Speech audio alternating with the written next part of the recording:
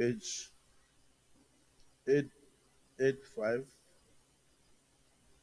Yes, Leader of the Senate.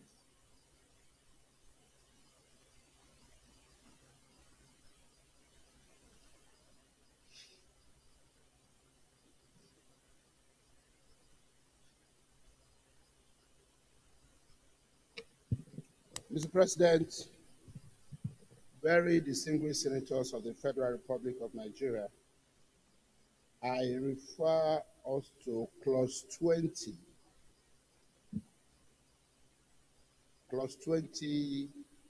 on page 885. And I see what I presume to be a typographical error from the Secretariat. Clause 20 talking about President's directives. Mr. President, I believe this should be presidential directives instead of President's directive.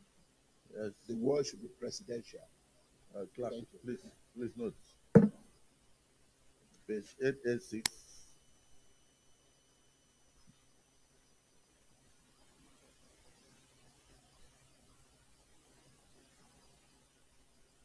Page 887.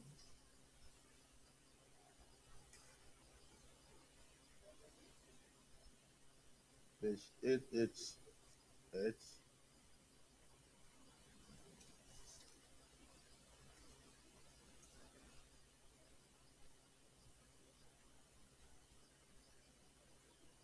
Page 889. Senator Abamoro.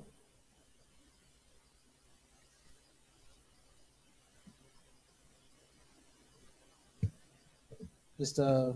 President, distinguished colleagues, I rise to move that the votes and proceedings of Thursday, 16th May 2024 be adopted. But want to observe that the provision for the establishment of the North Central Development Commission. Northwest. Sorry? Northwest. Not North Central. Northwest. Yeah. That's what I said. Okay, maybe because of what I'm anticipating.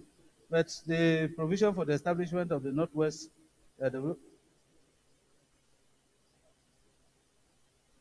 Northwest Development Commission with headquarters in Kano be amended, and What page? page 875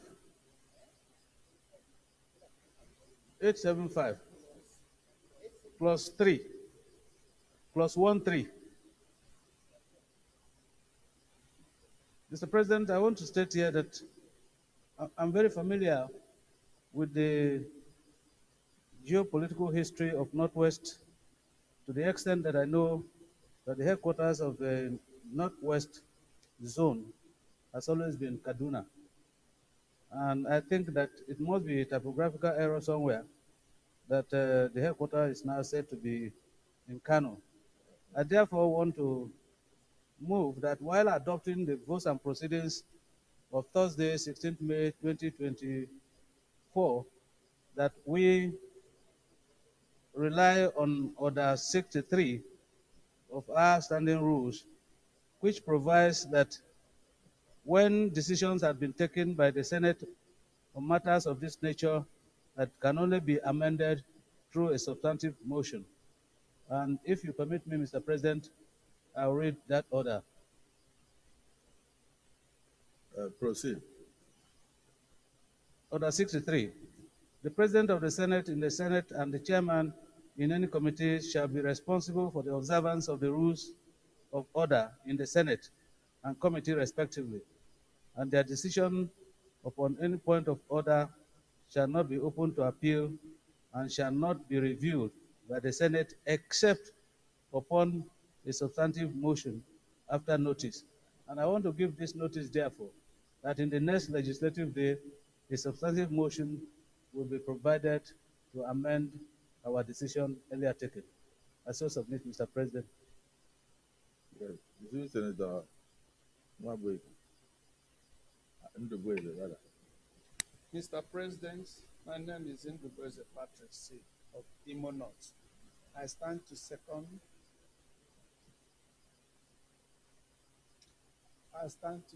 the motion for the adoption of the votes on proceedings of Thursday, 16th May 2024. I so move. The minority leader has moved the motion also for to bring a motion for rescission, and I believe we can give him the next legislative day to do that. Distinguished colleagues, the motion has been moved and seconded. Those in support that the votes and proceedings as read and amended be approved, say aye. Those against say nay. The ayes have it.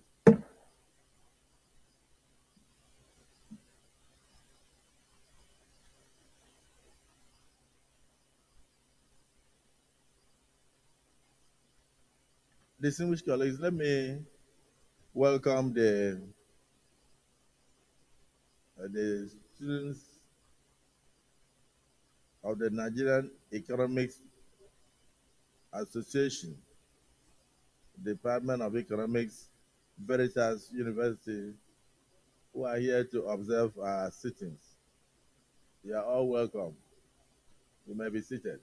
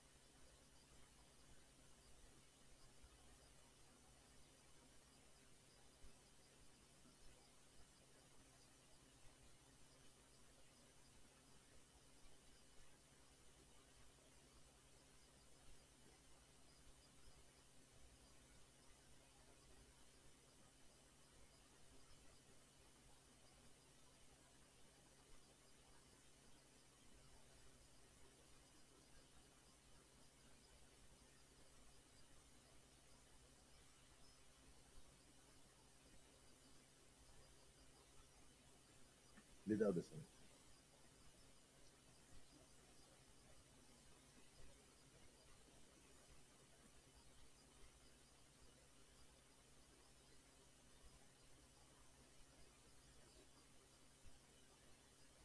Point of order, Senator Isa Jibrin.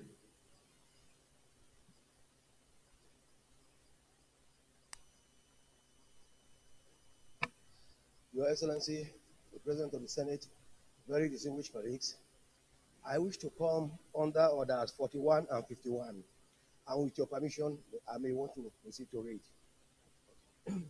The matter for discussion shall, if possible, be referred to the President of the Senate, before commencement of the day's sitting, and the President of the Senate shall refuse to allow the claim unless he is satisfied that the matter is definite and urgent. And 51 says, notice shall not be dispensed with in the case of a motion or in respect of any other proceeding for which notice is required, except with the consent of the President of the Senate and the general assent of the senators present. Your Excellency, sir, about a month ago, some communities in Omala local government area of Kogi State were ravaged by some herdsmen. So many lives, over 30 lives were lost. So many of them, most of the people, the inhabitants of those communities have been, the ones who survived have been displaced. They are now seeking the attention of the federal government. They are now seeking the attention of the federal government to go back to their ancestral home through various forms of reliefs. Yes, distinguished Senator, in the previous sitting, Senator Ekpeyon had brought a similar motion, and it was agreed he would take it today. But I think yours is a fresh one. Is it?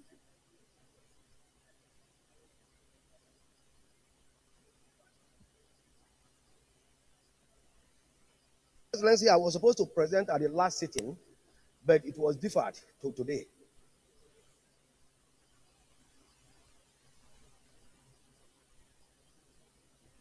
Okay, so we let's listen to Ekpeyon, then we'll come back to you.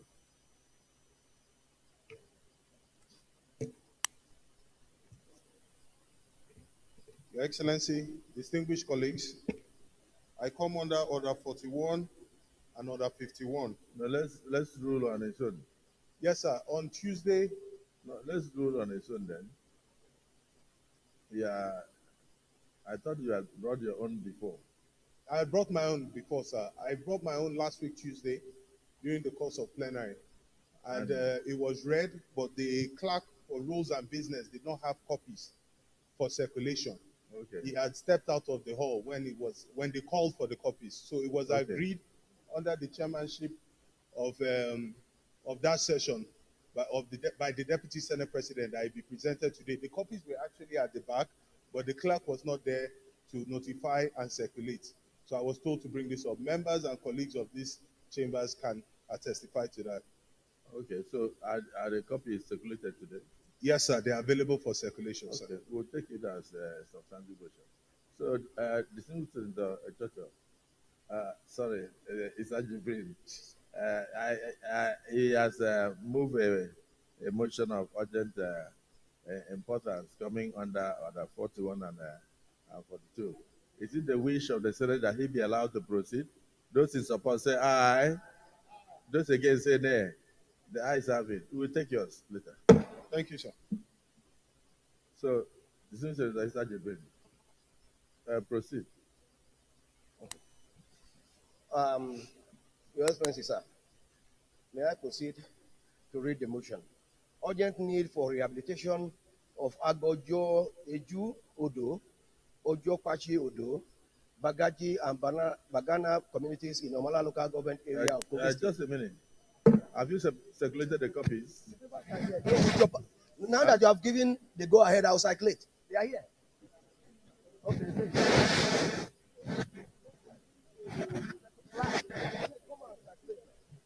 okay. No, I needed to get your permission before I can circulate.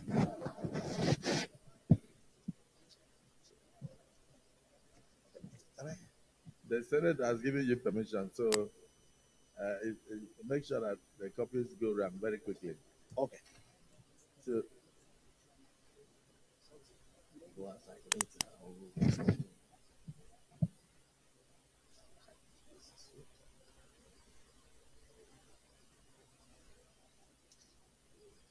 this chair is something else. You can't even stand straight.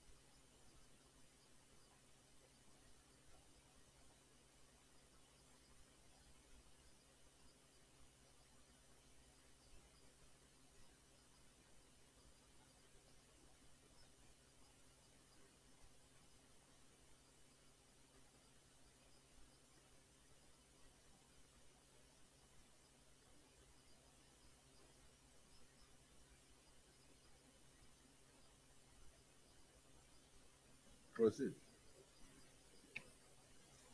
The Senate knows that Omala local government area, which is one of the 21 local government areas in Kogi State, with its headquarters in Abejukolo, covers about 1,667 kilometers and has a population of about 176,000.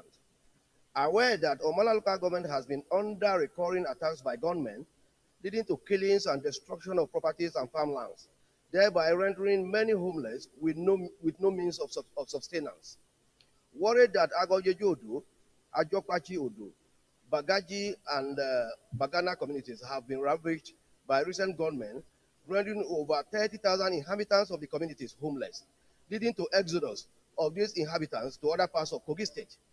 They stopped that on 5th April 2024, armed headers invaded the Agojeju Odo, Ajokpachi Odo, Bagaji, and Bagana communities, killing 21 innocent citizens, including women and children, in addition to unprecedented destruction of their farm produce. Alarmed that on 30th April 2024, gunmen attacked Ajokpachi Odo community in Omala local government area, killing no fewer than 3 persons and rendering the entire community desolate, with no health facility to cater for the deteriorating health conditions of the survivors.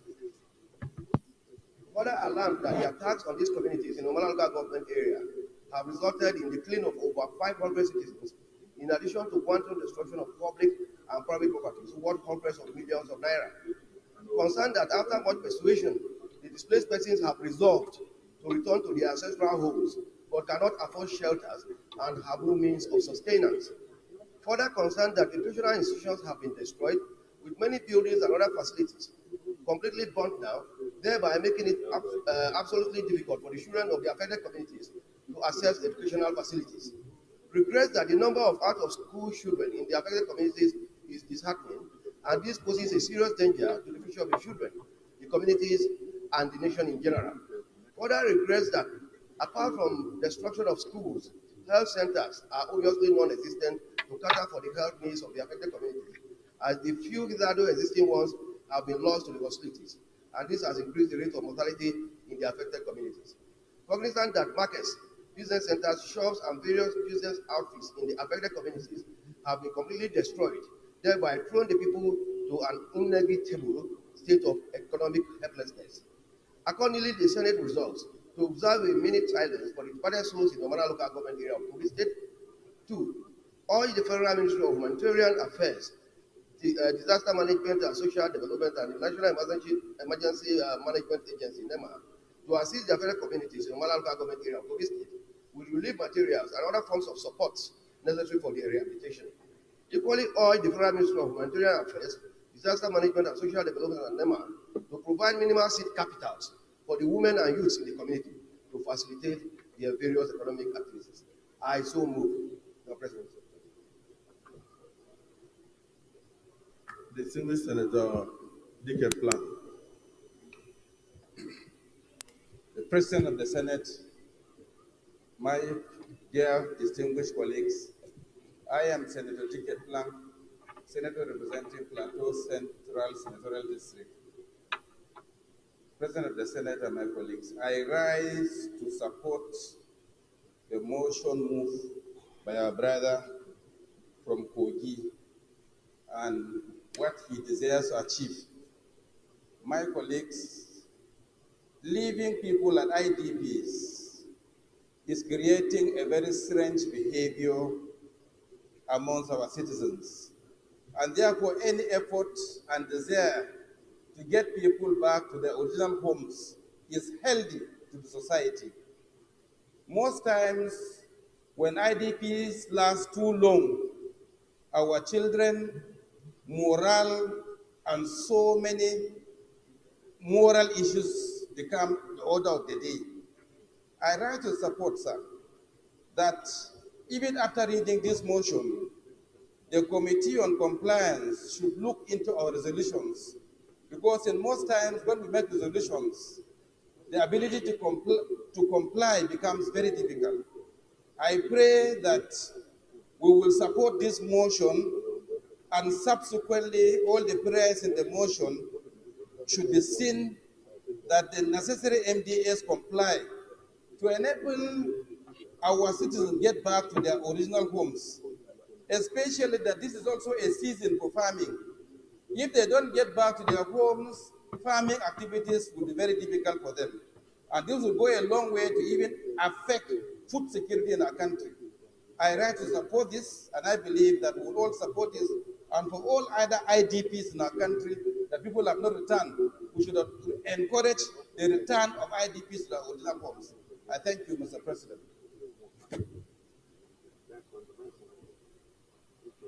Senator Omen.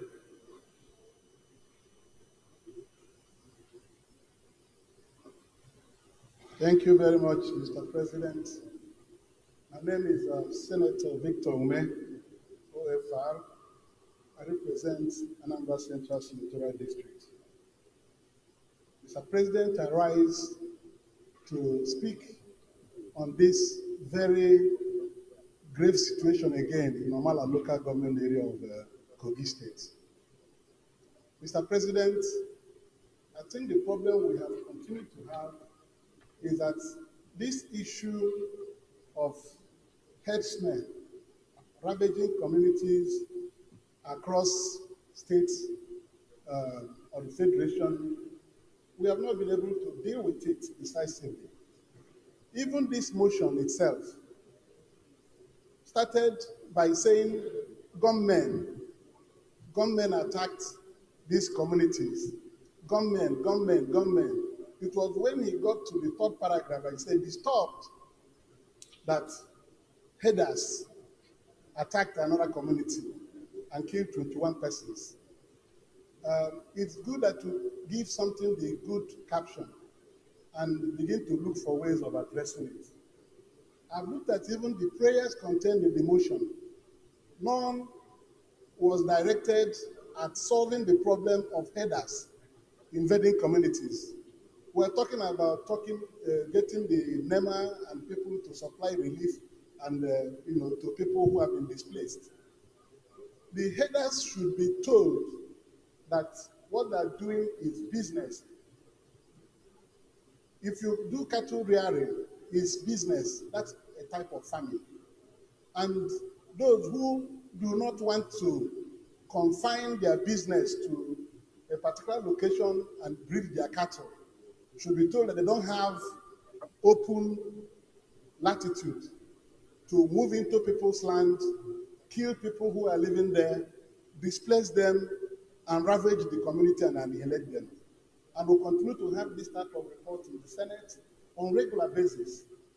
In the 8th Senate, we saw a lot of this happening in Nasarawa, Benue, Taraba, parts of the north, and up to today, the same herders are still ravaging. They are now in Kogi.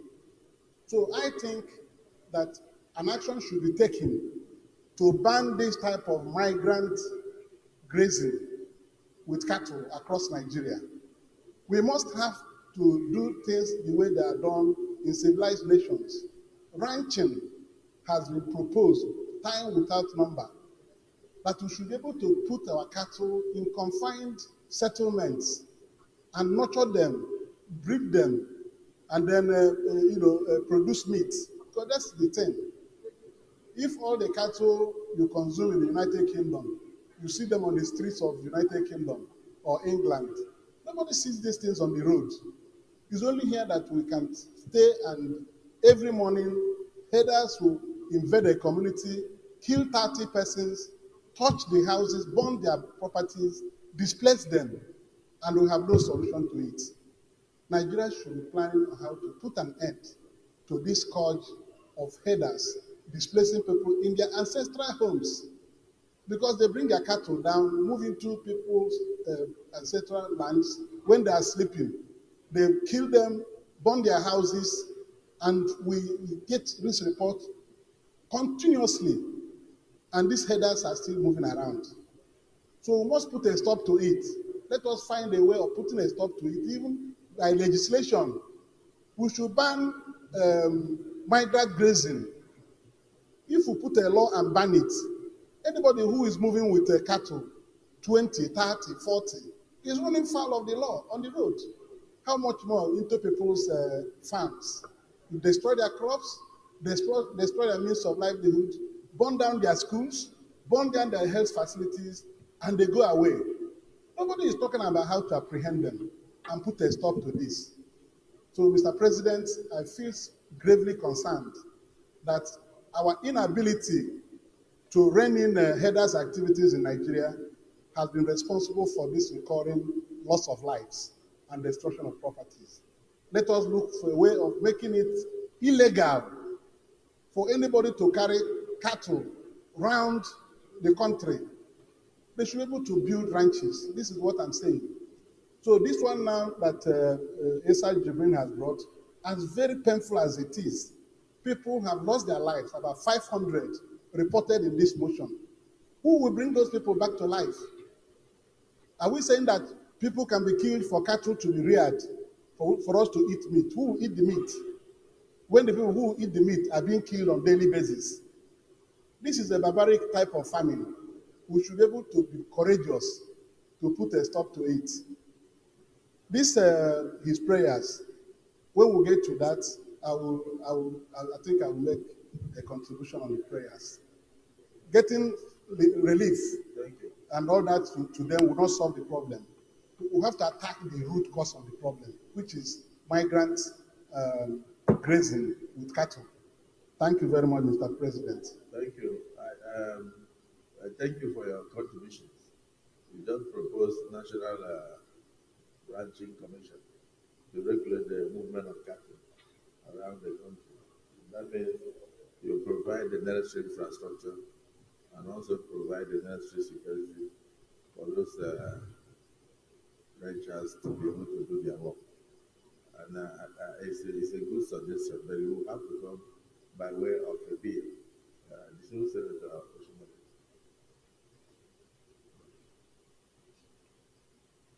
Mr. President, and my very dear colleagues, I think by now it must be boring to members of the public who watch our deliberations. From June last year to this point, I don't have the numbers, but I guess there is hardly any other week, virtually every other day or every other week, we have had to pass motions about these killings. We have had to invite the security chiefs to tell us what they are doing differently, etc., etc. And sometimes I ask myself, these people who have been killed, do our 1 or 10 minutes silence really brought silence to their homes and their families?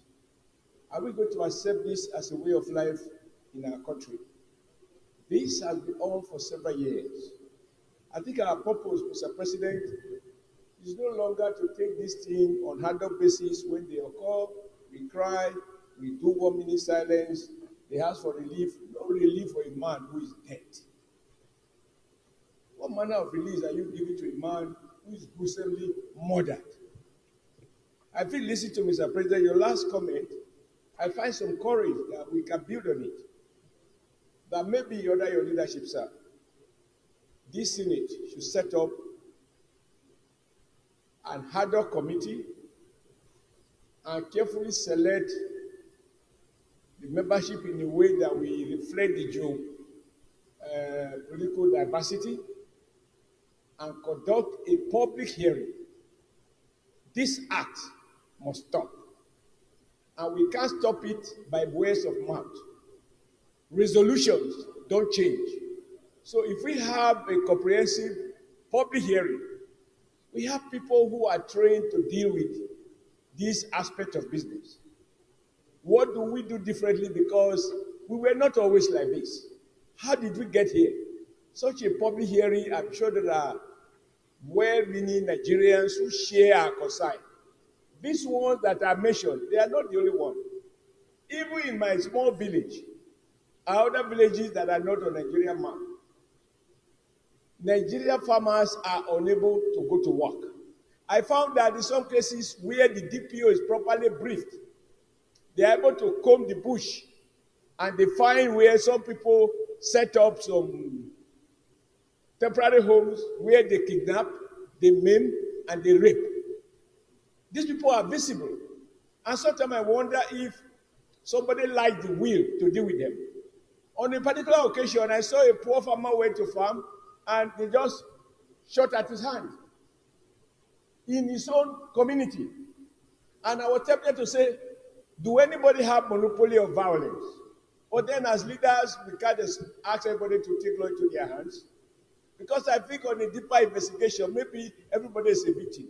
So I want to plead with you, sir, that although his motion has, in my opinion, of limited effect, that we take advantage of this to set up an ad hoc committee, conduct a public hearing, invite people who are knowledgeable in the universities, community leaders, farmers, security agencies, and let us look at a holistic solution where legislation is required. Under your leadership, I am sure you have the will for us to so legislate. Where enforcement is the issue, we identify those who are lacking their capacity to enforce. What we owe these people goes beyond rhetoric, go beyond condemnation, go beyond 1 minute silence, go beyond crying every day. No, our tears will solve this problem. I submit, sir, that we set up an ad hoc committee, invite public hearing, let it be well publicized, let everybody come there and share with us what they know, enrich our limited knowledge of what is going on across the country, and let us find, once and for us, a lasting, sustainable solution so that this country can be what it used to be, and our farmers can go to work, herders can do their business. What is good for herders is not bad for farmers. What is bad for farmers is not good for herders. Together, we can find a win-win solution so that Nigerian rural people can be at peace, instead of those of us who have migrated to Abuja and some other urban places. Thank you, Mr. President. Senator Karimi. Thank you, Mr. President. My colleagues, my name is Karimi Sunday Steve. I represent the people of the West. Mr. President, thank you for granting me this opportunity. My colleagues, the issue of farmers and herdsmen has become a recurring decimal in our nation. Just last week, sir, 2 young men from Ogbe, one of the communities in my rural district, on their way from farm, they were shot by herdsmen and they ended their lives. Similarly, about 2 weeks ago, very industrious woman from one of the communities in my senatorial district. She just returned from farm. She also does some petty trading, selling. They went into her place and kidnapped her. In fact, they had to pay a lot of money before she was released. So, if I can continue to give you many of such occurrences in my senatorial district, and it's all over the nation. My question is, how do we put a stop to this? Tomorrow, another person will bring a similar motion. So it's something that we have to look at holistically. I think, Mr. President, maybe we need to convene a national summit on this issue. We are lost. So how do we solve this problem permanently? That is my. I would suggest that we come. Let's have a national summit on this, where traditional rulers, interest groups all over the nation will be invited, so that we find a solution to this. Thank you, sir.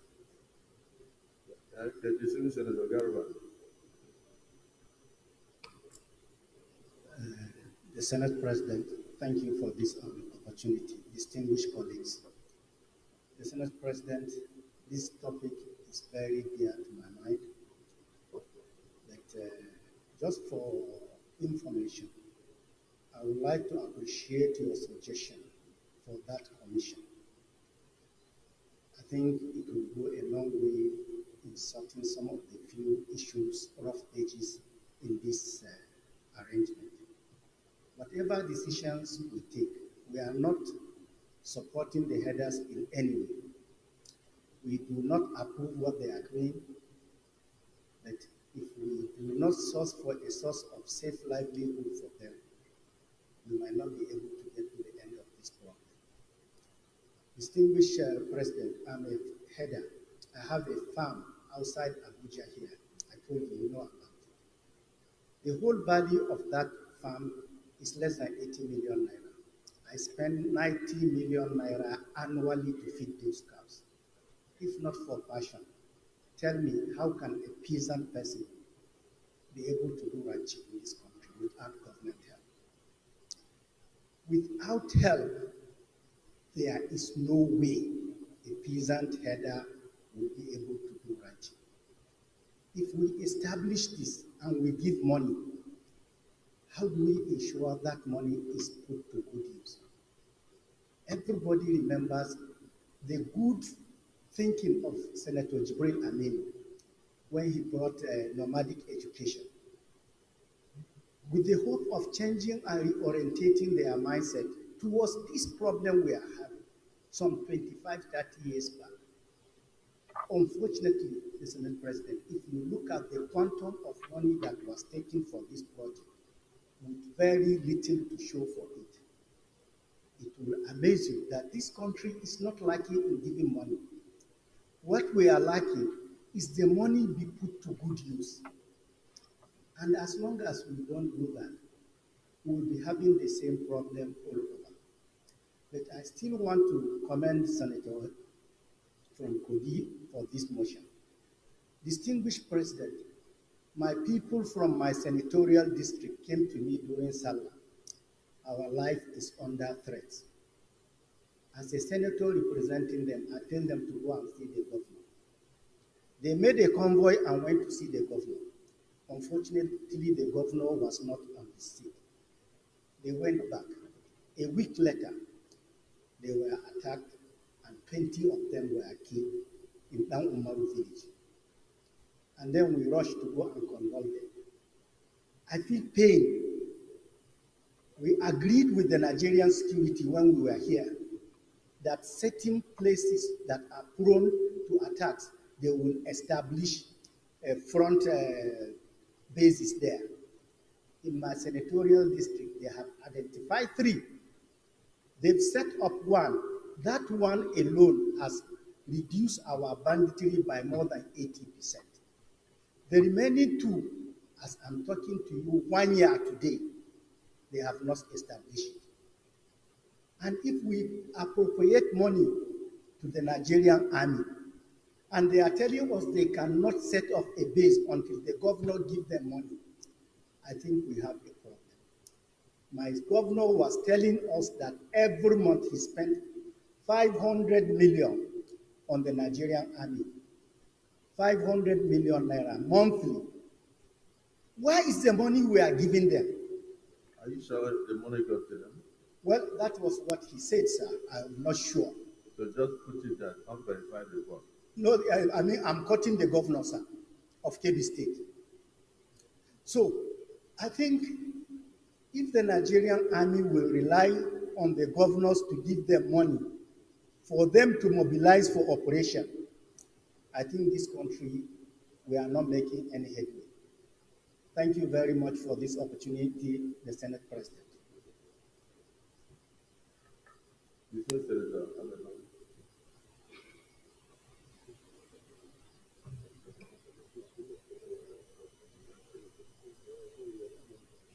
Thank you very much, Mr. President.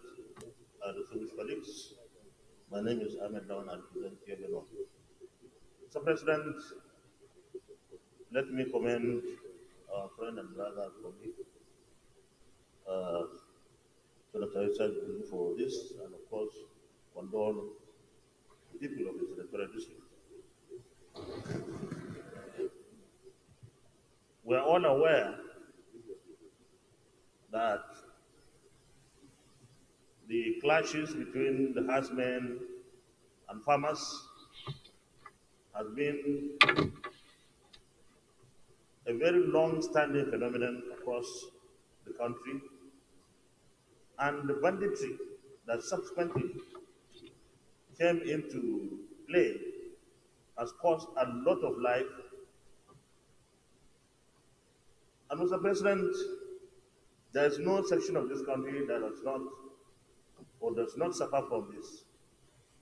Initially, most of it was happening in the north. But today, it has consumed the entire country. So to me, Mr. President, this issue is a security issue as much as it is an economic issue. And when we discuss this, I think we should have no hold back. And I mean here, we should say it as it is because we are looking for solutions. Some of the things I may say may not be pleasant, but I'm convinced that they will help us in finding lasting and enduring solutions. Mr. President, we must continue to protect the lives and property of our citizens. This is the most important essence of government, like we all know.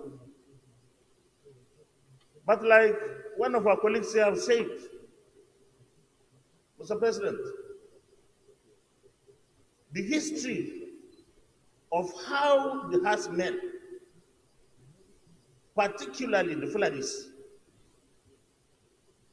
turned from herdsmen, real herdsmen, genuine herdsmen, pastoralists, into some of them being bandits today, killing across the country, will give us an idea of what happened. Here you have a people who don't have any means of livelihood but to rear their animals. And like we all know, certain things happened. Animal or livestock wrestling or cattle wrestling, many of them lost their cattle, most of them. And of course we know that they don't know any other thing. So, Mr. President, today as it is, the livestock industry is worth 30 trillion naira. In fact, some authorities will tell you it's 33 trillion naira in Nigeria. So this is a very important industry, and we cannot neglect it. While we deal with those who kill our people, we must be looking at the possibility, the necessity, and imperative of making government, the federal government particularly, to see how to resuscitate the lives and livelihood of those who are willing to remain within the boundaries of the law. Somebody will tell you, well, it's business. What can be more business than banking? As a government, we gave banks the opportunity, some of them will steal money, and today we are neck deep in alcohol with funds stolen by major people in this country. They say it's toxic, so government of Nigeria should take. Nigerians, it's your responsibility. We gave money to this cause and jail cause, Mr. President. This cause was sold, all 11. And even after they were sold, privatized, government was still giving them money, up to 1.4 trillion. Why should we do that? This industry, the livestock industry, Mr. President, distinguished colleagues, is a major industry. We have to have a way, and I like the idea of conducting a national summit. I don't know how it will look like, but it is very important, Mr. President, you lead the Senate to have a national summit on livestock development and then the subsequent insecurity that we face. I don't know when those who know better will sit and come up with something. But let me round up, Mr. President. I believe that we have to be very decisive funding our security agencies to protect our people and their property. But I also believe that government should have a responsibility. The government should take the gauntlet, provide something to sustain the lives of the people who didn't know anything but rearing of animals. Thank you very much, Mr. President. Distinguished colleagues, I think there's really nobody that is opposed to this motion. And it will be good for us to look at the prayers. Nobody from that angle. Yes, sir. The Senate President,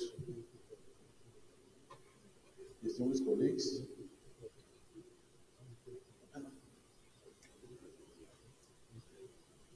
my name is Senator Dr. Daito Zam. I represent Benue Northwest Senatorial District. Mr. President, if you listen even from the tone of my voice, you will know that I'm bleeding internally as a result of some of the reactions that have accompanied this motion from my brother, the senator from Kogi. Mr. President, all over the world, what guides human behavior is enabling laws. Only law can determine whether our behavior is right or wrong. The Senate is the highest law-making institution in this country. The issue of farmers' herders' crisis has defied all security efforts.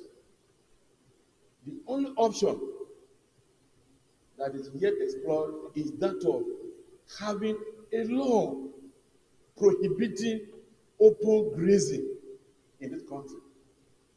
Once you have that law in place, those who engage in animal husbandry, we now know that it is unlawful to carry animals from Zamfara to Makodi, and along the way, you kill everybody on the route, leading to wherever you want to go. Once that law is not there, then everybody becomes free to now carry arms and move freely into other people's communities.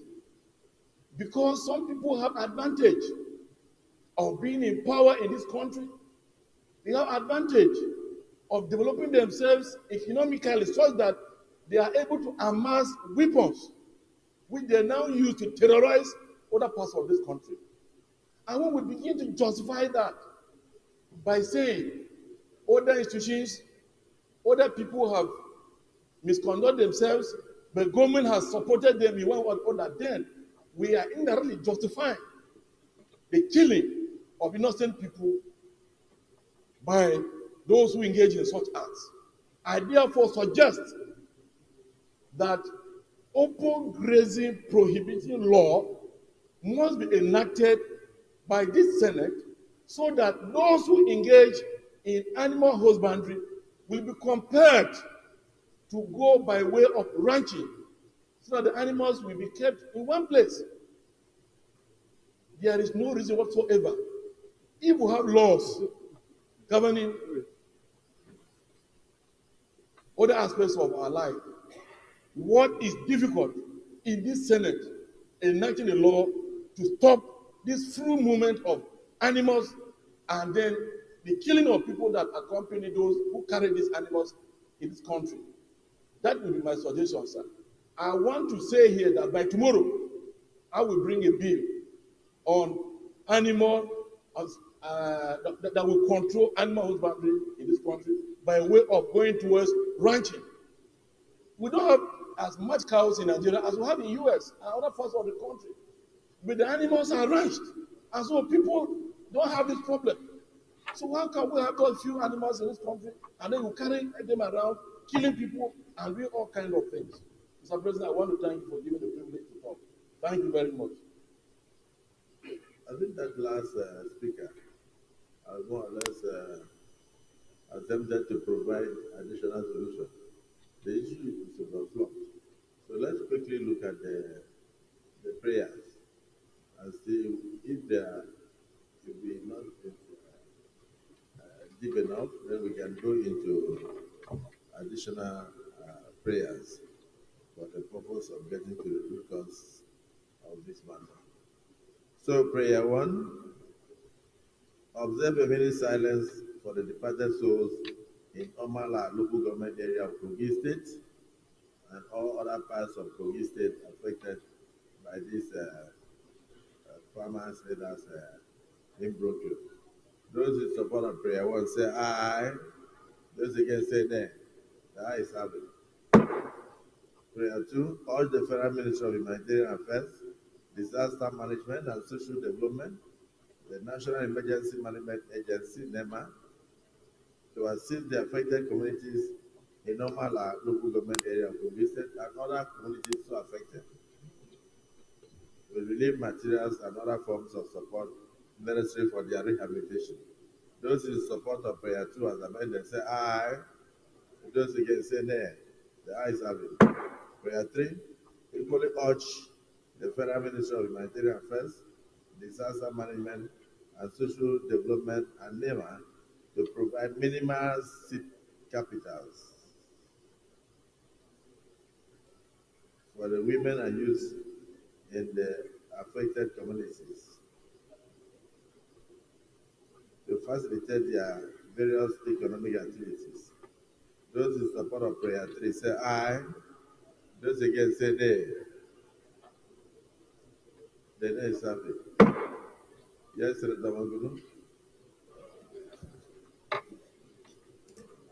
Distinguished President of the Senate, distinguished senators, my name is Mohamed Tahir Monguno. I represent Borno Senatorial District. My additional prayer is to the effect that we urge the Federal Ministry of Agriculture and Food Security to create new grazing routes to compensate for the ones that have been encroached upon. You know, one of the main this conflict between the farmers and the herders is that all the grazing routes that we had before has been taken over as a result of development, urbanization, and what it has been encroached upon. That is why they now take their animals into farmlands. So if new grazing routes were created, it will go a long way to serve as a panacea in the problem of farmers' herders clashes. Thank you. Any seconder?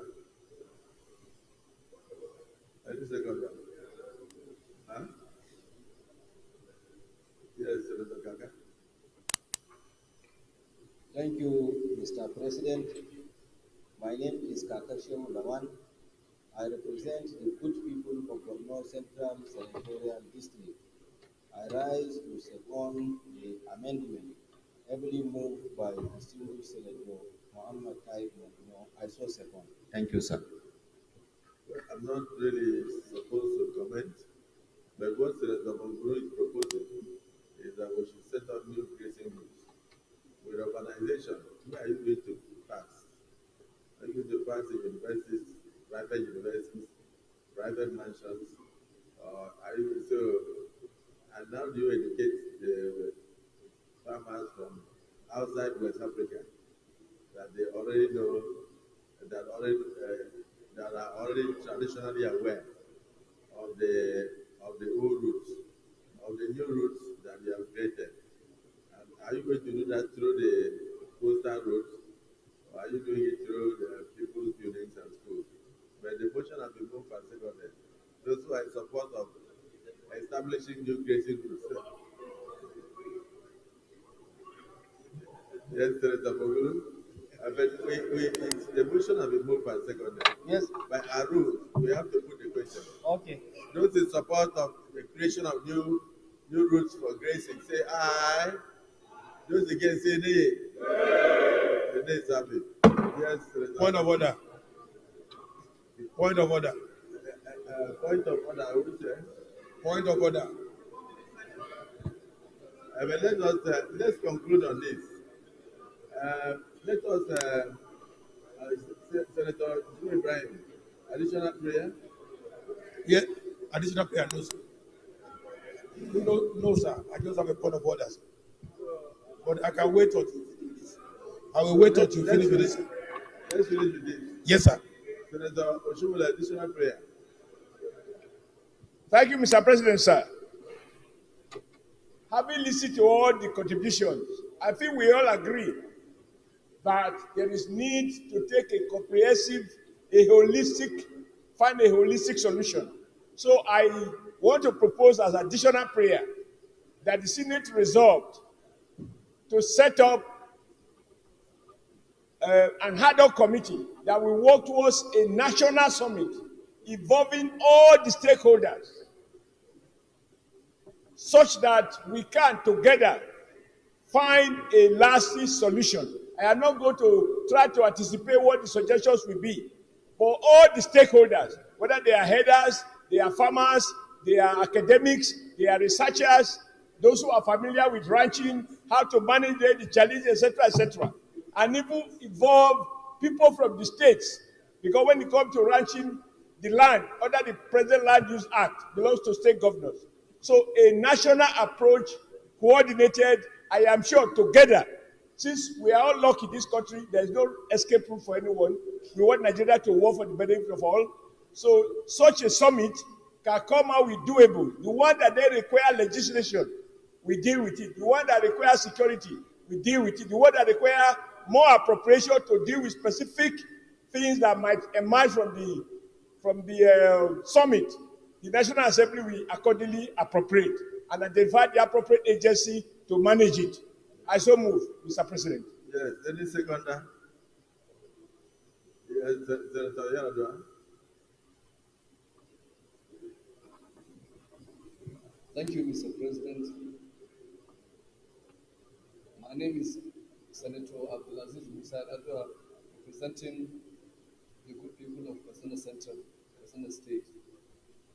I rise to second the motion ably moved by my distinguished elder, Senator Adam Oshimol. I so second, Mr. President. The motion has been moved and seconded that this Senate do set up an ad hoc committee to look at the issue of farmers, sellers, clashes holistically, with a view to convoking a national summit to discuss the issues and take decisions therefrom to guide the Senate in establishing the necessary legislation that will bring an end to these clashes and killings. Those in support of the motion and move and second, they say aye. Those against say nay. So the additional prayer is carried.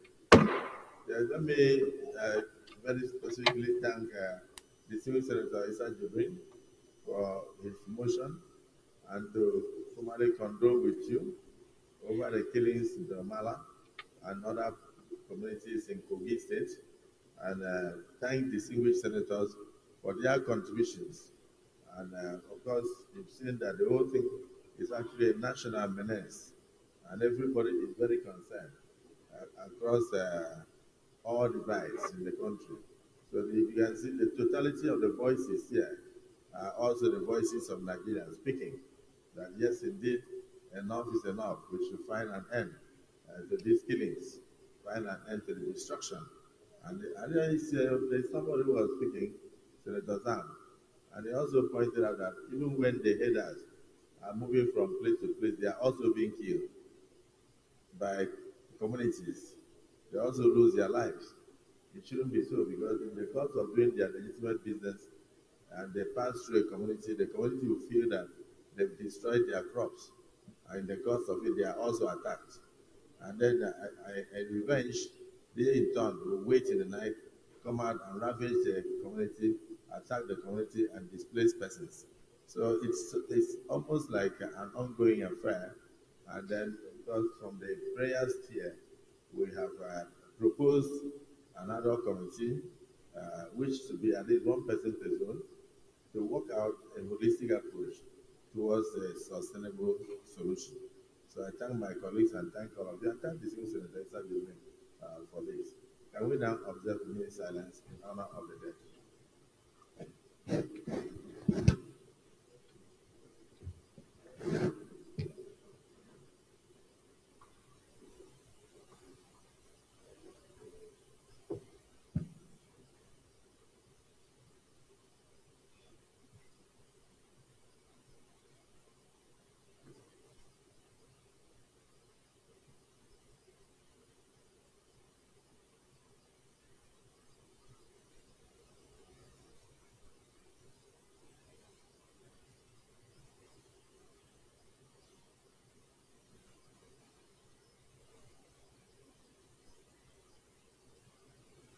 May the souls of all the departed who lost their lives in the Wamala local government area of Kogi State through banditry, through herdsmen, and farmers' clashes rest in perfect peace. Amen. Senator Asuko Ofe. Thank you, Mr. Chairman. Distinguished colleagues, motion on the urgent need to halt the incessant spate of killings and boundary disputes in parts of the Dukwani local government area of Cross River State. Clerk, the copies are being distributed as I speak. I'll pause for about 5 seconds to let copies go around. Thank you. The Senate notes that Cross River State is a land blessed with significant tourism potential, large forest reserves, mineral resources, and numerous agricultural products. Further notes that Odupani local government area of Cross River State, which is one of the largest local government areas in the state, boasts of large amounts of mineral deposits and is comprised of rivers with massive fishing potential, which when optimized can be traded both locally and internationally. Aware that in recent times, the Dupani local government area in particular, and Cross River State in general, has been plagued by land and boundary disputes, and most recently, a long-lasting boundary dispute between Okwa community of Dupani and Isu community of Abia State has claimed a substantial number of lives and destroyed properties. Also aware that the disputes between these communities, which results in skirmishes all year round, is especially exacerbated during the farming season, when there are claims and counterclaims of land encroachment by both parties. Worried that if the situation in the Dupani local government area and in other parts of Cross River State is not brought to an end, the laudable policy initiatives of both federal and state governments aimed at addressing the infrastructure gaps being faced by our country will be forestalled, as there can be no development where violence exists. Concerned that the peace and harmony, as well as the agricultural and mineral deposit potential of the Dupani local government area, is being threatened by the ceaseless and disturbing activities of the warring factions. Further concerned that there may be more reprisal attacks by aggrieved parties if government does not move fast to quell the situation and restore peace and order in the communities. Accordingly resolves to condemn the killings and destruction of properties in its totality in Cross River and Abia states in particular, and across the nation in general. Arrest/prosecute the perpetrators immediately. Number 2, observe a minute's silence in honor of those who have lost their lives in this disturbing crisis. Number 3, urge the National Boundary Commission to establish a 6-month time frame within which all boundary disputes relating to Dupani local government should be addressed through proper and sustainable demarcation of all areas under dispute. Number 4, direct the Inspector General of Police to ensure better security of lives and property in the Dupani local government area, and to immediately establish a mobile police barracks station within the area for easy deployment of trouble spots. Number 5, direct the Ministry of Humanitarian Affairs and Poverty Alleviation and National Emergency Management Agency to immediately begin the process of rendering assistance to all individuals affected by the crisis. I so move, Mr. President. Thank Is you. it Senator Abamoro?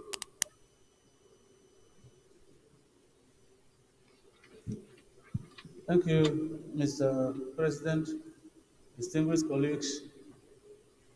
My name is Abamoro. I represent the very good people of the Benue South Senatorial District.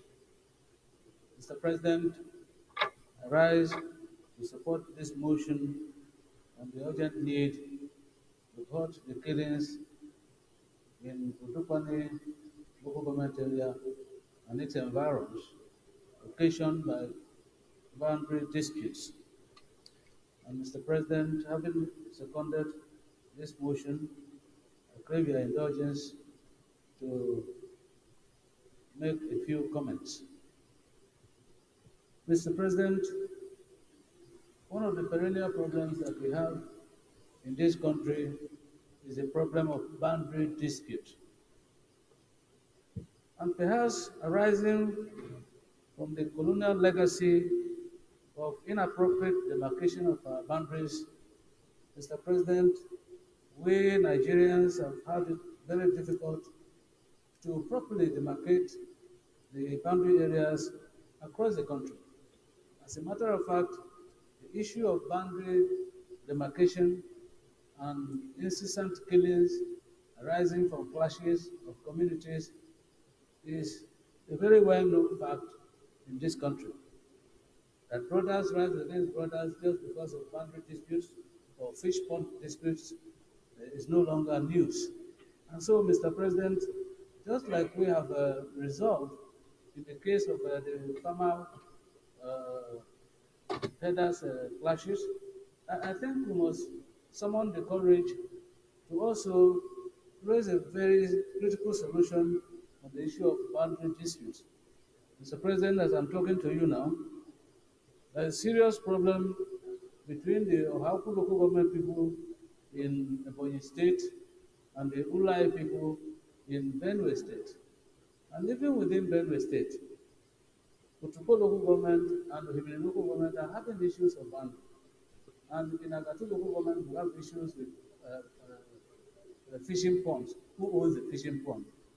And so I think that the setting up of boundary commissions, the setting up of boundary committees headed by the Surveyor General of Nigeria, for instance, and even deputy governors in states should step up their activities and ensure that boundaries are properly demarcated and defined so that the communities know who owns the land. And that way, I think, Mr. President, would have gone a long way in halting the misinterpretation of boundaries and the clashes and killings that arise from it. And so I support this motion, and I sympathize with my colleague whose people are killing themselves for no justifiable reasons. I so submit, Mr. President. Thank you, distinguished Senator Ekweyong and distinguished Senator Abamoro for seconding this motion. Like stated by Abamoro, this is an issue that cuts across the entire country. National boundaries, either between villages and villages or between local governments and between states. And it's like you said, there's a lot to be done in that direction to bring peace to the various communities. And this one is no longer interstate alone. You know, we also have country to country boundary crisis. But quite unfortunately, the Odupanic crisis in Cross River State, together with the one in Abia, is a worrisome situation. So, Senator, I can see why you kept the system. I don't know what is happening with the Okwa community in Abia State and all that, but obviously it's about land. And so we don't need to debate much. We just go straight into the prayers and see how we can call the situation to order. So thank you for your contribution. Prayer 1, condemn the killings and destruction of properties in this totality in Cross River and Abia States in particular and across the nation in general. And of course, arrest and prosecute the perpetrators immediately where they are found. Those in support of prayer 1 say aye. Those against say nay. The ayes have it. Prayer 2, observe a minute silence in honor of those who have lost their lives in these disturbances and crises. Those in support of prayer 2 say aye. Those against say nay. The ayes have it. Prayer 3, urge the National Boundary Commission to establish a 6-month time frame within which all boundary districts relating to Olukwane local government area and Isu local government area of Abia State or Ukwa local government area of Abia State should be addressed through proper and sustainable demarcation of all the areas under this. Those who support of prayer 3 as amended say aye. Those against say nay. The ayes have it. Prayer 4, direct the Inspector General Police to ensure better security of lives and properties in Odubani local government area and also in Ukwa local government area of Abia State, and even establish a mobile police base in the affected boundary within the area for easy deployment to the troubled spots. You see, it takes two to tango. So the mobile base will save the two communities and save as a cover zone. You understand? So those in support of prayer 4 as amended say aye. Those against say nay. The ayes have it. Prayer 5, direct the Ministry of Humanitarian Affairs and Poverty Alleviation and the National Emergency Management Agency, NEMA, to immediately begin the process of rendering assistance to all individuals affected by the crisis on both sides. Those who support of prayer 5 say aye, and those against say nay. The ayes have it. Distinguished Senator Agbeyan, once again, I thank you for bringing this to the fore, and I pray that the affected communities will see the need for peace, and then our committee on legislative compliance will ensure that this is brought to the notice of the Inspector General of Police so they can do a proper visitation of the communities affected with a view to establishing the presence of security in those areas. Let's finish with this, please. So let us, in line with prayer 1, rise and observe a minute silence in honor of those who were slaughtered in the Odukwane of Cross River State and the Okwa community disputes, boundary disputes in Abia State. Very nice.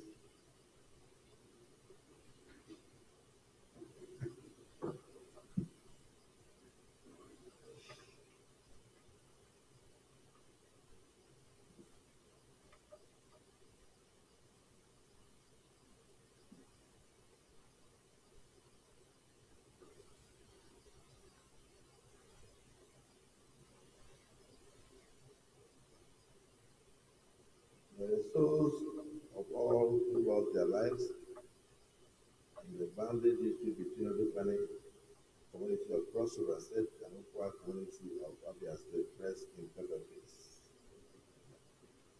Yes, the same Senator Sahabi.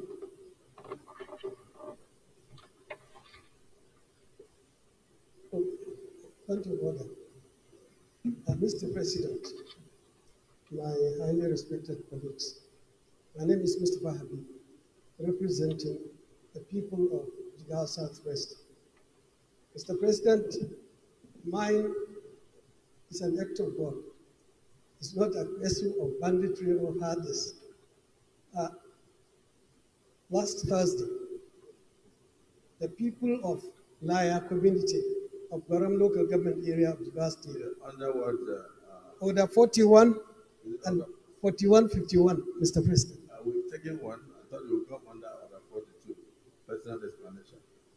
Well, if you so wish, Mr. President, with your kind permission. But if you want to come under Order 41 and 51, then we have to move it to the next legislative day. With your kind permission, I will come under Order 42, Mr. President. Okay, please proceed. Okay, Mr. President. Read Order 42. Order 42 reads, by the indulgence of the Senate and the leave of the President of the Senate, a senator may make a personal explanation, although there be no question before the Senate. But no controversial matter may be brought forward, nor may debate arise upon the explanation. The terms of the proposed statement shall be submitted in detail to the President of the Senate once his leave to make it is sought. I so thought, Mr. President. Distinguished colleagues, we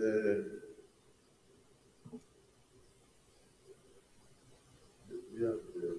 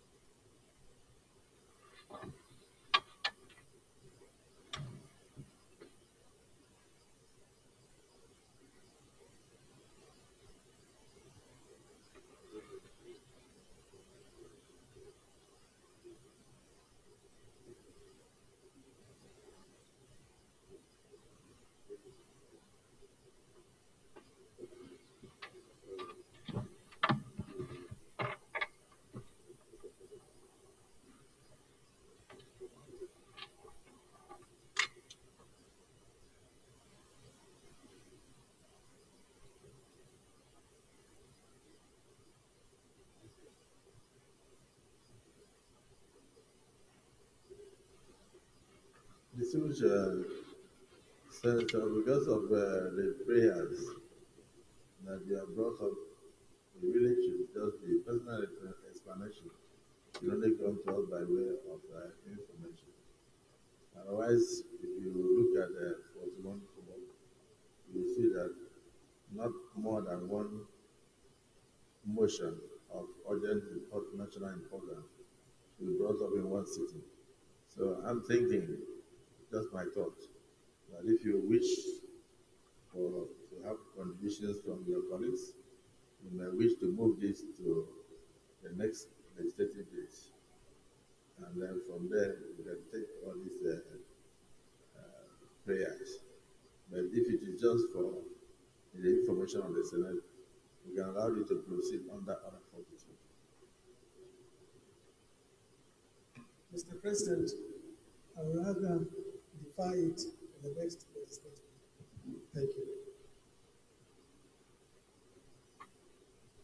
Order. Any seconder? Yes, 600 billion. Thank you, Mr. President, distinguished colleagues, Dinos Adaman. I rise to second the motion that is motion brought under Order 41. Thank you. So, distinguished colleagues, so most of us, Kabir, has brought the motion and has suggested that we take it in line with our rules on the next legislative date, and be seconded by Senator Miller. Those in support that he be allowed to take it on the next day say aye. Those against say nay. The ayes have it. So we bring it up tomorrow. Senator Jewel Ryan, point of order. Distinguished Senator, Mr. President of the Senate of the Senate, and my distinguished colleagues, I'm coming under Order 42 of our rules.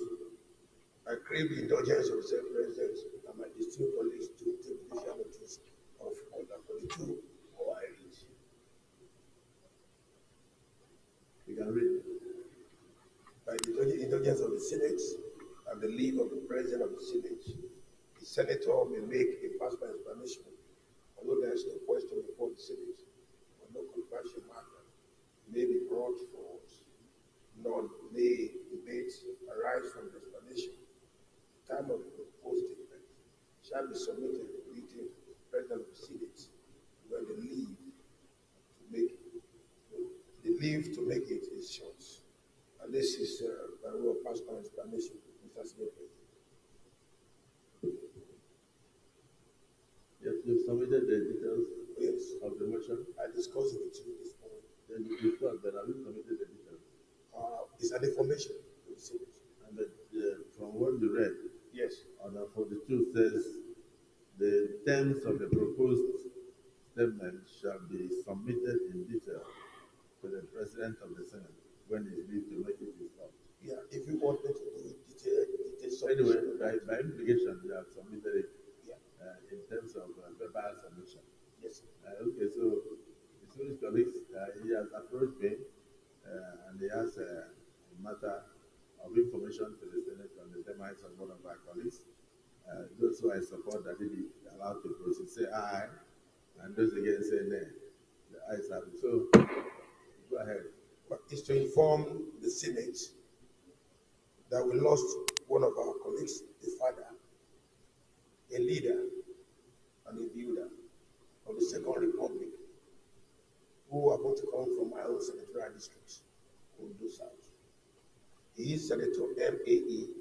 Onuko, who has spent 98 years, 7 months, and 15 days. He participated very actively in the Second Republic Senate, and his activities cut across domestic and community participation in time of institutionalization. He has been a very remarkable leader, like I said, the father of all, the builder of the Federal Republic of Nigeria, and a man that's indelible in our mind.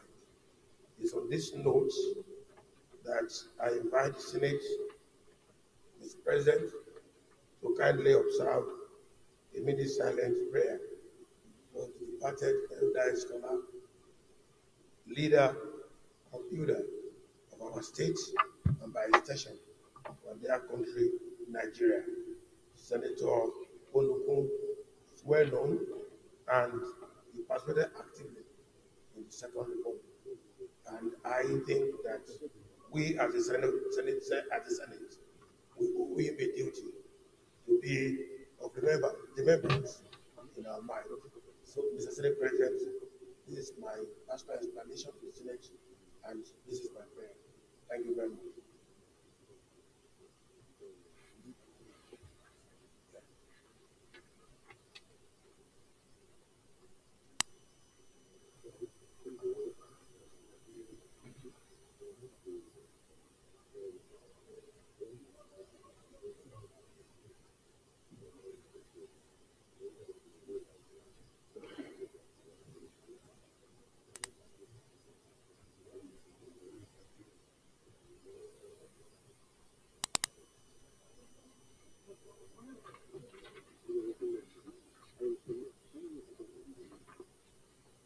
Distinguished Senator Joe Ibrahim, you came under 42, and you have brought an information to the Senate on the demise of one of our distinguished senators who served in the First Republic, distinguished Senator Mark Onugu. Am I right? Senator M.A.E. Onukun, as pronounced, Mr. Senate President. Onukun. Senator M.A.E. Onukun. C.O.N. Commander O.O.N. O-O-N. Yes. And he was 98 years old. He was 98 years old, 7 months and 15 days. Yes. 98 years, 7 months and 15 days. I was as Senator M.A.E. Onukun. Onukun, as pronounced. M.A.E. Onugun. Yes, excellent. 98 years. Yes. 7 hours. 7 months. 7 months. 15 days. 15 days. Before he left. And you don't know the hours and minutes. Yes. But that can only come from a professorial mind, a man with 7 PhDs, and particularly the PhD in warfare. So we thank you for bringing this to the fore. And it's quite unfortunate, so we extend our condolences to the family, and I believe strongly that the Senate will also send representation to see the family, because it's important that we care for our own, whether they were in the First, Second, or Third Republic. So may we now rise and observe a minute silence for the repose of this soul.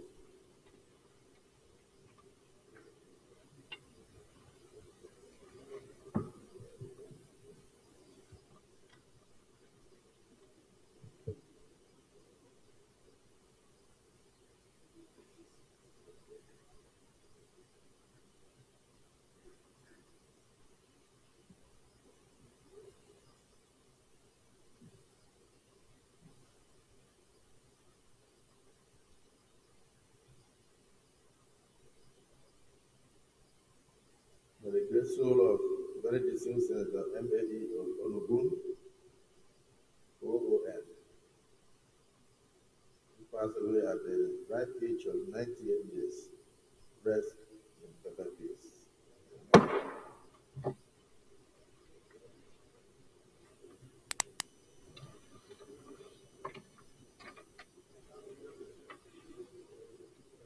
Yes, Leader of the Senate.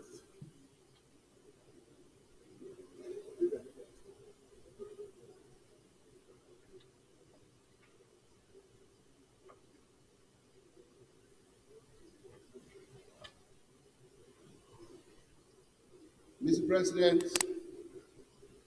very distinguished senators of the Federal Republic of Nigeria,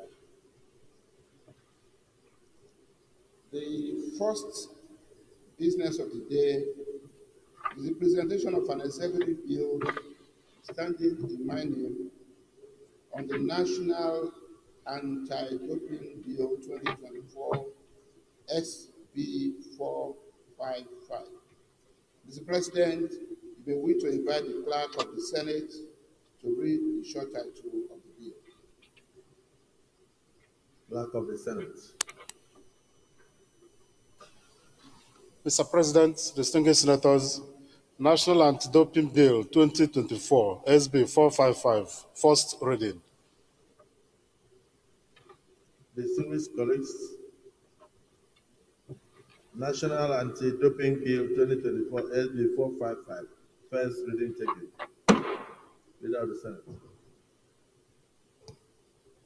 Mr. President, distinguished senators, the second business of the day is the presentation of an executive bill standing in my name on the Federal Capital Territory Supplementary Appropriation Bill 2024, SB 456. Mr. President, you may wish to invite the clerk of the Senate to read the short title of the bill. Clerk of the Senate. Mr. President, distinguished senators, Federal Capital Territory Supplementary Appropriation Bill 2024, SB 456, first reading. Distinguished colleagues, Federal Capital Territory Supplementary Appropriation Bill 2024, SB 456, first reading taken. Leader of the Senate. Mr. President, very distinguished senators, the third business of the day is the presentation of the House bill standing in my name on the Federal University of Sports, Afuse, Edo State Establishment Bill 2024 HB 476. Mr. President, you may wish to invite the clerk of the Senate to read the short title of the bill. Clerk of the Senate. Mr. President, distinguished senators, Federal University of Sports, Afuse, Edo State Establishment Bill 2024, HB 476, first reading. Distinguished colleagues, Federal University of Sports, Afuse, Edo State Establishment Bill 2024, SB 476, first reading taken. Leader of the Senate. Mr. President, distinguished senators, the fourth business of the day is the presentation of the House bill standing in my name on the Nigerian Institute of Transport Technology Establishment Bill 2024, HB 500. Mr. President, you may wish to invite the clerk of the Senate to read the short title of the bill. Clerk of the Senate. Mr. President, distinguished senators, Nigerian Institute of Transport Technology Establishment Bill 2024, SB 500, first reading. Distinguished colleagues, Nigerian Institute of Transport Establishment Bill. I take that again. Distinguished colleagues, Nigerian Institute of Transport Technology Establishment Bill 2024, HB 500, first reading taken. Leader of the Senate. Mr. President, distinguished colleagues, the fifth business of the day is the presentation of a bill standing in the name of most distinguished Senator David Jim Kuta on the Federal University Wukari Establishment Bill 2024, SB 452.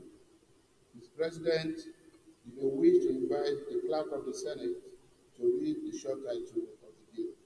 Clerk of the Senate.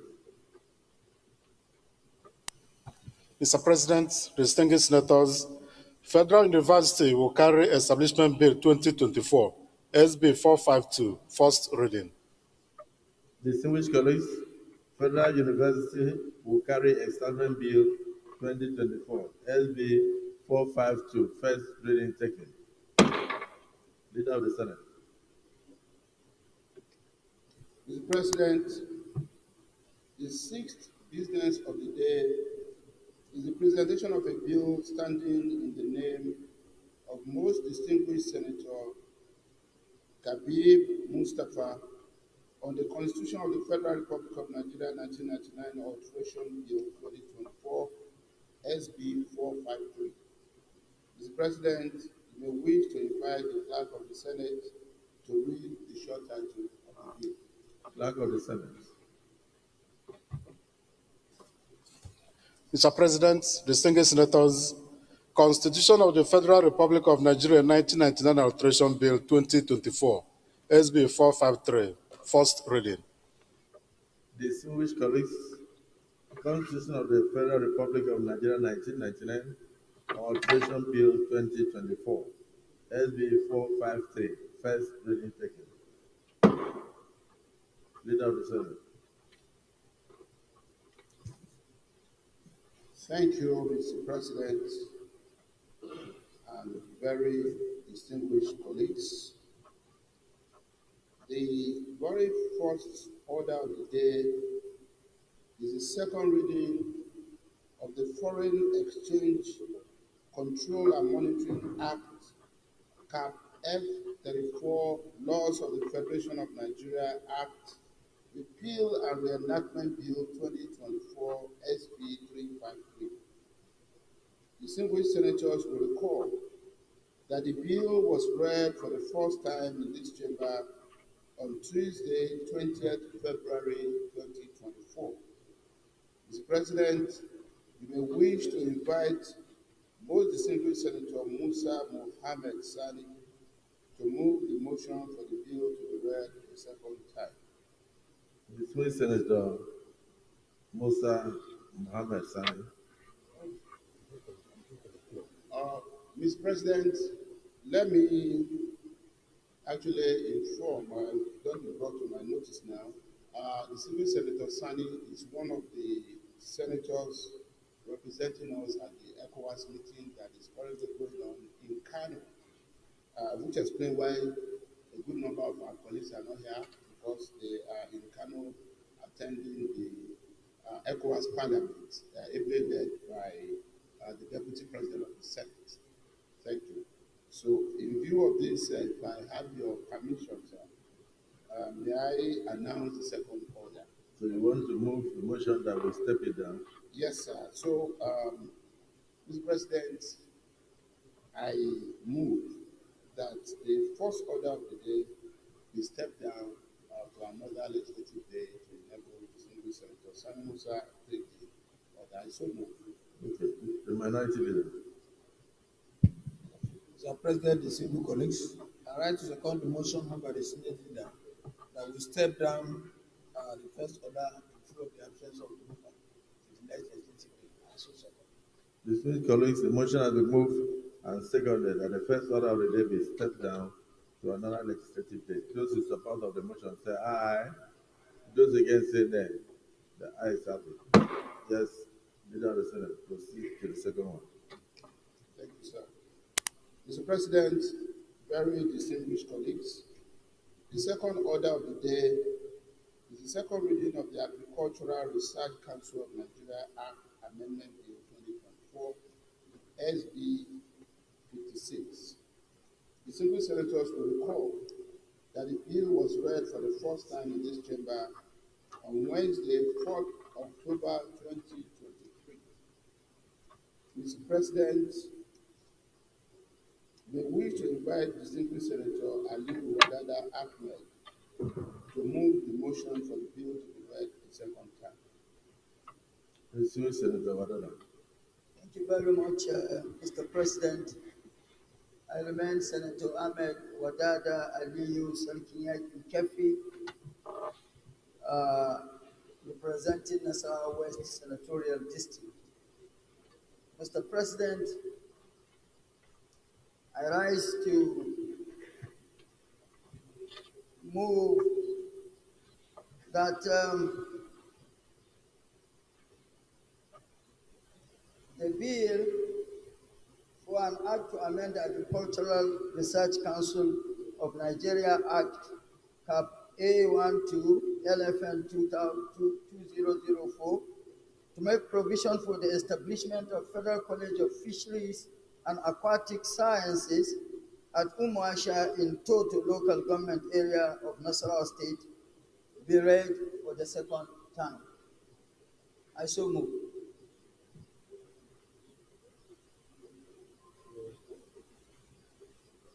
Any seconder?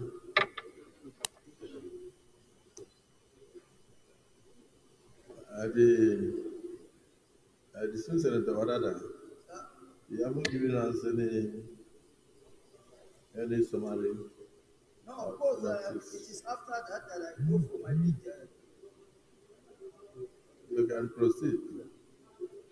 You can proceed. But the secondment is not really necessary.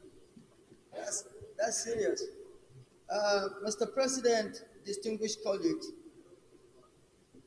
the bill was read for the first time October 4th, 2023.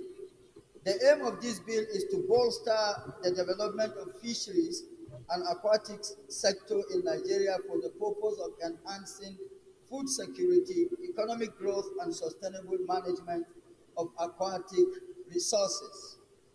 Background: Nigeria is endowed with abundant aquatic resources, including rivers, lakes, and coastal areas, which present vast potential for fisheries and aquatic science development. However, the sector faces various challenges, including inadequate skilled manpower, outdated technology, and limited research and training institutions. Establishing the Federal College of Fisheries and Aquatic Sciences, Umasha, Toto local government area of Nasarawa State, is a strategic intervention to address these challenges and harness the full potentials of Nigeria's aquatic resources. The key provisions of the bill are establishment of the College of Fisheries and Aquatic Studies. The bill proposes the establishment of the Federal College of Fisheries and Aquatic Studies, Umasha, Toto local government area of Nasarawa State. Mandate. The college shall have the mandate to provide high-quality education, research, and training in fisheries and aquatic sciences. The structure. The bill outlines the governance structure of the college, including the composition of the governing council, appointment of the rector, and the establishment of academic and administrative units. Funding. Provision shall be made for adequate funding of the college through budgetary allocations, grants, and donations. Collaboration. The college shall collaborate with relevant stakeholders, including government agencies, research institutions, industry players, and international partners to enhance its effectiveness and impact. Rationale for the bill: capacity building. The establishment of the College of Fisheries and Aquatic Sciences will contribute to the development of skilled manpower in the fisheries and aquatic sector, thereby addressing the current shortage of qualified personnel. Research and innovation. Under research and innovation, the college will serve as a hub for research and innovation in fisheries and aquatic sciences, leading to the development of new technologies, practices, and solutions to enhance productivity, sustainability, and value addition in the sector. Economic development. Of course, there is no gainsaying by establishing this, it will equip students with relevant knowledge and skills. The college will support entrepreneurship, job creation, and economic development in the fisheries and aquatic industries, thereby contributing to poverty reduction and national prosperity. Sustainable resource management. Through education, research, and advocacy, the college will promote sustainable management and conservation of Nigeria's aquatic resources, ensuring their long-term viability for present and future generations. Conclusion: Mr. President and distinguished colleagues, the establishment of the Federal College of Fisheries and Aquatic Sciences in Umasha is a crucial step towards unlocking the full potential of Nigeria's fisheries and aquatic resources. If the college is established, it will definitely improve economic activities in the local government area, the state, and Nigeria at large. In line with Order 76 sub 3 of the Senate Standing Order 2023 as amended, a compendium of the financial implication of the establishment of the college is hereby attached. In view of the above benefits, I urge you, my distinguished colleagues, to support this bill to be read the second time. Thank you. I so submit. Ebony 1, on my 0.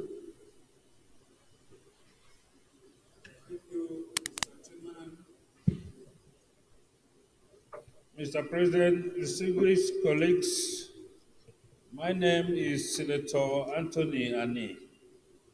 I represent the good people of Ebonyi South Senatorial District. I'm from Ebonyi State. Firstly, I want to thank the presenter of the bill because this bill is apt, is timely, considering the fact that fisheries and aquaculture form very good components of agriculture. It is important in the sense that if the objectives of the bill is addressed, it's going to go well for the nation. For instance, it will lead to development of new technologies, practices, and it will enhance productivity in the sector. The sector, in this sense, is fisheries and aquaculture. We need fisheries sciences, aquaculture to make impact in our health conditions.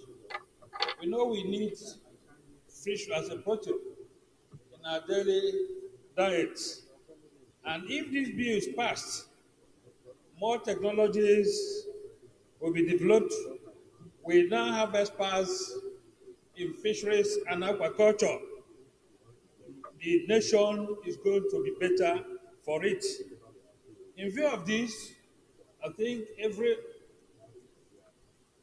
other person will support this bill, given the importance. The quality education being emphasized by this bill will help in the development of fisheries and aquaculture.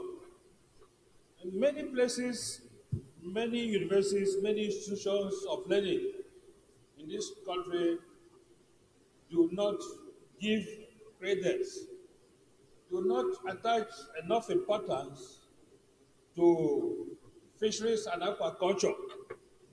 And these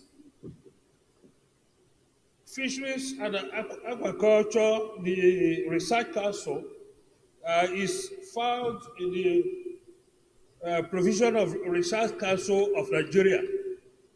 And if the provision for the establishment of the Federal College in Toto in Nasarawa State is passed, is located in the north central of Nigeria, if you take care of the population in that place, because some of these fisheries and aquaculture are already mostly found in northwestern Nigeria. So it's a good development that if it finds its roots, this part of the country is going to help our population. Having said this, I have no doubt in my mind that we are going to support this bill. Thank you, Mr. President. The distinguished Senator Ade Anthony Ogbegoyin, thank you for your contribution, but I wanted you to justify the creation of the College of Fisheries at Toto. I thought it has a peculiar reason. I know that Nasarawa is very popular for solid minerals, but I didn't know about fish.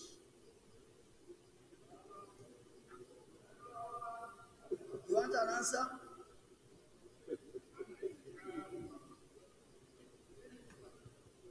Yeah, Nasarawa is known for solid minerals. I know that a lot of persons, population, are involved in this mineral production, that's mining.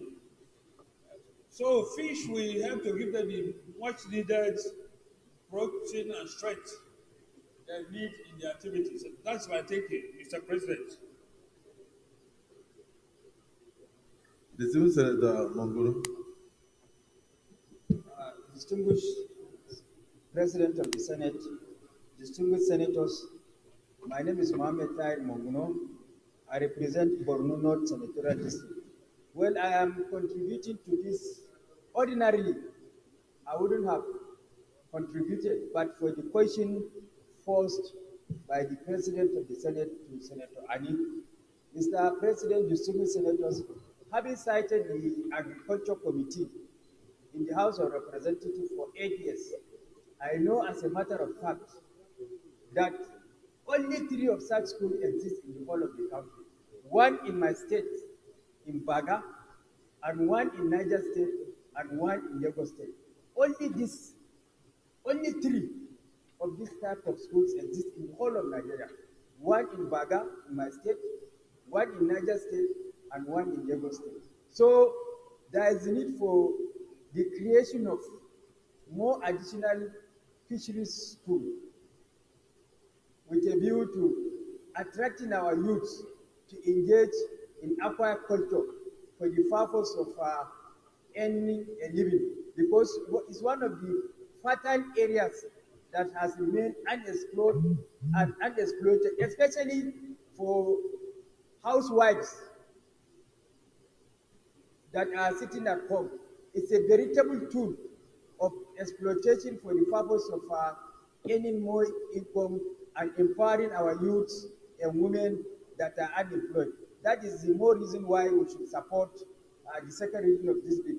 Mr. President, for the question that you posed to Senator Ani, aquaculture is not only practiced in riverine areas, but it's also practiced where there are no rivers by way of engaging in aquaculture, creating small farms, and then engaging in aquaculture. So establishment of this school in Nasarawa State, though it's not a riverine area, is known for its solid minerals. It will still aid in practice of aquaculture by way of creating fish ponds and what have you for our youth and women to earn a living. Thank you. Dismiss Senator Salih Mustafa.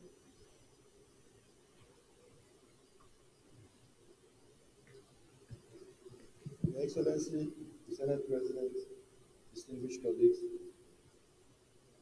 I want to join in supporting this notion of creating enabling environments for more aquaculture centers so as to enable our youth and especially women who trade in the business of fish. If we look at it, fish farming is one of the easiest and also a very difficult terrain if you are not well guided, because you can easily create a fish farm at the back of your house. But if you are not well tutored in it, it becomes also another burden. So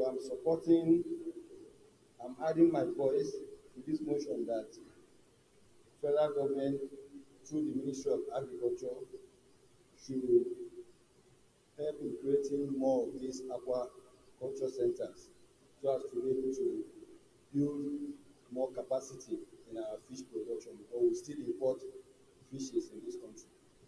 Thank you, sir. Let me, on behalf of my colleagues, thank distinguished Senator Wadada for bringing this bill, and hope that the establishment of this aquaculture, in fact, the inclusion of this aquaculture and fisheries location at Toto will definitely improve on the educational lot of our children. And I thank all those who have made contributions, and nobody seems to be opposed to this bill. Is it the view of the Senate that this bill be now read a second time? Those in support say aye, those against say nay. The ayes have it. Clerk of the Senate. Mr. President, distinguished senators, a bill for an act to amend the Agricultural Research Council of Nigeria Act, Cap 812, Laws of the Federation of Nigeria 2004, to make provision for the establishment of the Federal College of Fisheries and Aquatic Sciences, UMAISHA, in Toto local government area of Nasarawa State, and for related matters 2024, SB 56, second reading. Distinguished colleagues, a bill for an act to amend the Agricultural Research Council of Nigeria Act, Cap 812, Laws of the Federation of Nigeria 2004, to make provision for the establishment of the Federal College of Fisheries and Aquatic Sciences at Omasha in Toto local government area of Nasarawa State and for related matters 2004. Second reading taken. This bill is now referred to the Committee on Agricultural Colleges and Institutions, and to refer back to the Senate in 3 weeks. Leader of the Senate.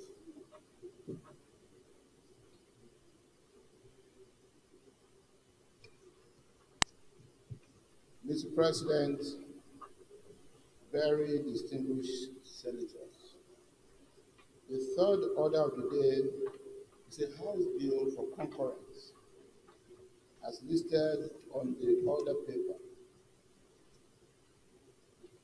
Distinguished senators will recall that this bill was read the first time in this chamber on Wednesday, 5th October 2023. Mr. President, for the simple nature of the bill and for inter-chamber reciprocity, may I proceed to present the lead debate. You may proceed.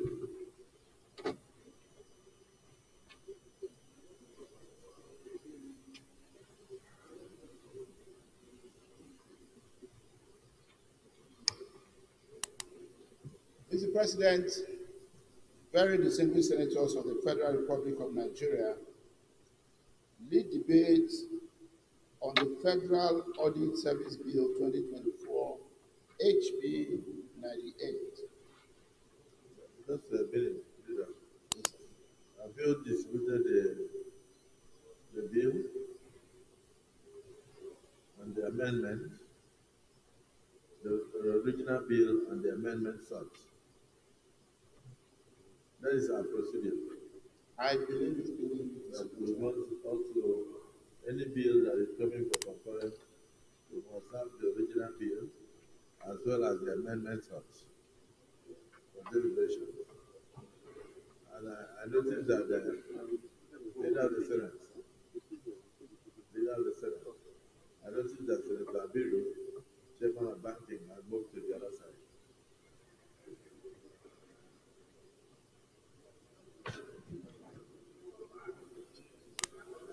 Mr. President, let me clarify that it's actually not an amendment bill. It's a new bill. But in any case, it is being distributed. The new bill?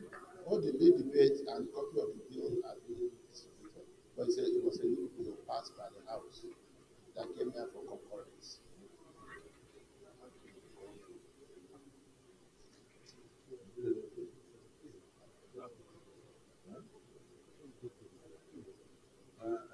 The leader of the Senate, this is a repeal of an existing ordinance bill.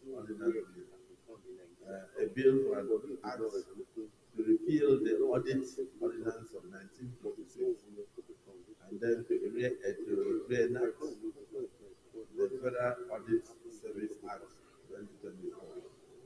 To establish the Federal Audit Service, provide additional powers and functions of the Auditor General for the Federation, and establish the Federal Audit Board and for related matters therewith. So it's actually well, Mr. It's actually for repeal and re-enactment. Mr. President, let me emphasize again, sir, that it's a concurrence bill. Number two, it's also a new bill to the extent that this is supposed to be a reenactment of an ordinance of 1956, which, for the record, I must inform, is nowhere to be found, not even in the office of the Auditor General of the Federation. It was an ordinance made in 1956. Nowhere to be found? Nowhere to be found. And it's not in our law books, and is not in the office of the Auditor General. This was what made our colleagues in the House of Reps to come up with this bill. And then, of course, it will have to be. Just a single leader. Senator Shumole, you want to make a comment? Mr. President, sir, you have time and time again reminded us of the need to have copies of draft bills so that we can study them. It is not for nothing that we have legislative assistance. So that by the time we come here, we have digested the draft, make notes, and come here to argue on the basis of knowledge. Mr. President, with profound respect to the leader of the House, he has even complicated the matter. How do you repeal what you don't know? I think that the Auditor General is not the last office to check. I would like to know whether the Attorney General of the Federation does not also have a copy of this law in their archive. There is much more investigation to be done. Because, sir. So you move a motion that this be stepped down? It should be stepped down, distributed, and then they make contact with the Attorney General so that we have idea of the old copies. Is any seconder, Senator Omen? You will clarify. Thank you, Mr. President. I rise to second this motion that this consideration may step down. You recall that when they brought a bill for concurrence like this for NDLEA Act, we raised the same objection because we're not given the act that was to be amended. So same thing with this one. So you are seconding the motion? Yes, I'm seconding the motion on this ground. Until the act is provided? Until the act is provided, so that we know what to return. And in the event that we don't find the act in Nigeria, we go to our colonial masters in United Kingdom. We can make a new law. They can present new bill. And we proceed to make a new act entirely, a new bill. If one is lost, the president's absence. It can't be lost everywhere. That's what I'm saying. We are trying to agree with you. Okay. That in the event that the Attorney General's office does not have it, and then the National Archives does not have it, and then the Colonial Masters Library do not have it, that we can proceed to make a new bill. They rephrase the bill. It won't be repealed and reenactment. So it won't be repealed and reenactment. Yes. You cannot repeal what you don't have. Yes. So before I put the question,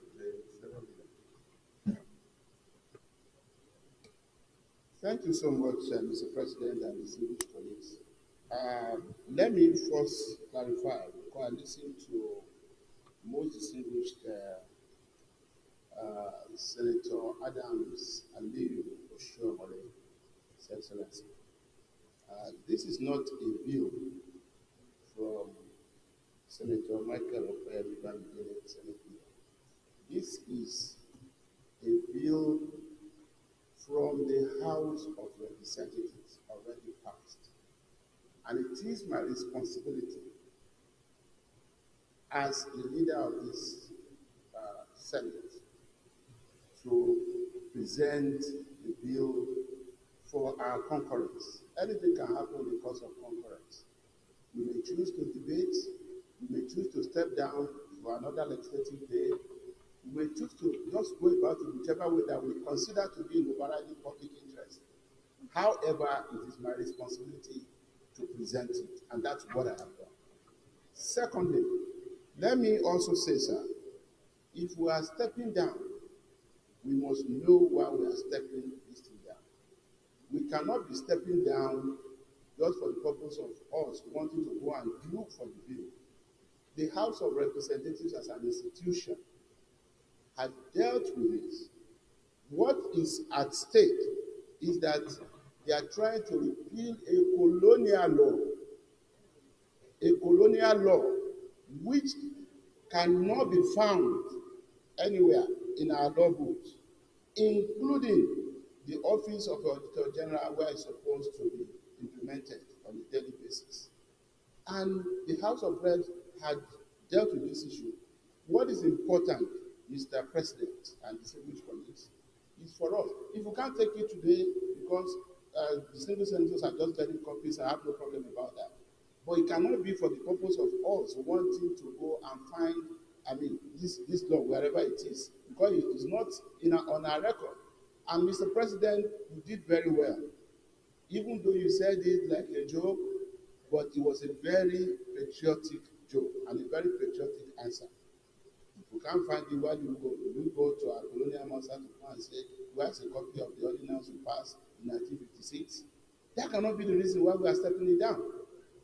It can only be because members of the single senator need more time to go through it. It's a very important law. House of Reps has gone beyond this level of debate. They had dealt with this, they had agonized on it, and they have come up with a bill. And it's a stakeholders bill, Mr. President, because they had to discuss with all the relevant stakeholders in government, and they felt that because there's a lacuna that needs to be filled, this bill must come up. And this is a bill that is drawn to fill a lacuna. And if we cannot take it today, I have no objection to it. But let it not be because we have to go and find a bill that people have spent years looking for. The leader of the Senate, there is no need to blame us. You were not in the House of Representatives, and it takes two hands to clap. The essence of coming here is for us to do a good job. let it not be that after we have done the job here, the bill is, the original enactment is found, and then it's totally not in consonance with what we passed. So the members are right. The senators would like to compare the original legislation with what is being repealed now and what is sought to be reenacted. Senator Ahmed Lawan. Well, thank you very much, Mr. President, distinguished colleagues. Mr. President, I raise my hand to speak on this, to make some comments, or maybe give a guide, because I served as Chairman Public Accounts Committee for 8 years in this chamber from 2007 to 2015. And we came up with this bill several times to get it passed. The fact that we are not able to find the law itself makes it mandatory, Mr. President, that we should go and look for it. We cannot pass a legislation that replaces a legislation that we have not seen. So I agree with the opposition completely, and that and of course I understand what the leader was saying. Let's tarry a while. We do the searching ourselves. If the House says it has not seen it, we go on search. But I would also suggest that we can do on individual basis. All the previous auditors general, if they don't have it in their offices here, one or two may have. Let's find, I will do my personal side as well, but we have to find the original law of 1956, because what we are trying to do here, Mr. President, is supposed to turn around the fight against corruption in Nigeria. This bill has been frustrated by so many previous executive arm of government, because this is one bill that will give autonomy and independence to the Auditor General's office.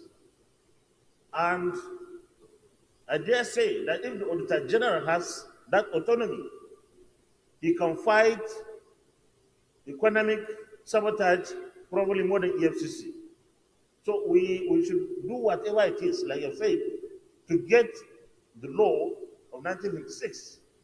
Even if it means talking with London, because it will be there if it is not in Nigeria. But I know that we had a copy before. I don't know why it is today. Thank you very much, Mr. President. Thank you. I'm also of that opinion, because if you look at it, it's even, they said ordinance of 1956, not 1951, not 1957, which means in 1956, that was when it was passed. So definitely by the time we go through all the ordinances that were passed by the colonial masters in 1956, we will definitely come across it. So I will enjoin all the individual senators and particularly the Public Accounts Committee to also look into this so that we can have the benefit of knowing what was in the original legislation and what we are seeking to repeal. I agree that what they are saying is that it is a concurrent bill, but we have agreed here that even concurrent bill, that we should also look into it in case there is something for us to tinker with for the benefit of Nigerians. Because a bill is a bill. A bill is a bill. So, and that is the essence of the Senate. The Senate is a stabilizing chamber. So we must make sure that when something goes out here, that has a concurrence for the president to sign, that it is something that can stand the test of time. So is it the view of the Senate that if we step down until the original ordinance is found, those in support say aye, those against say nay. The ayes have it. Leader of the Senate, next item. Thank you, Mr. President and distinguished colleagues. May I first, Mr. President, move pursuant to our order 8 of 3 that time for our sitting be extended to never see beyond 2 p.m. so that we can deal with the other matters on the other paper. I so move, Mr. President. Yes, the minority leader. Mr. President, distinguished colleagues, I support the motion that the Senate do extend time to enable us to conclude the other items on the other paper. I so second. Distinguished colleagues, the motion has been moved and seconded that this Senate do extend the time beyond 2 o'clock for our sitting. Those in support of the motion say aye, and those against say nay. The ayes have it. The leader of the Senate.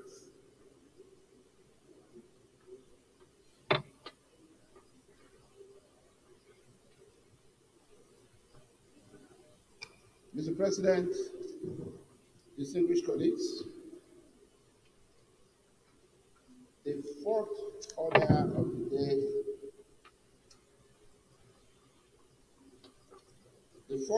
the day, is the presentation and consideration of the report of the Committee on Communications on the confirmation of the nomination of the following persons as listed on the order paper for appointment as executive commissioners, stakeholders management, and technical services of the Nigerian Communications Commission, NCC, respectively.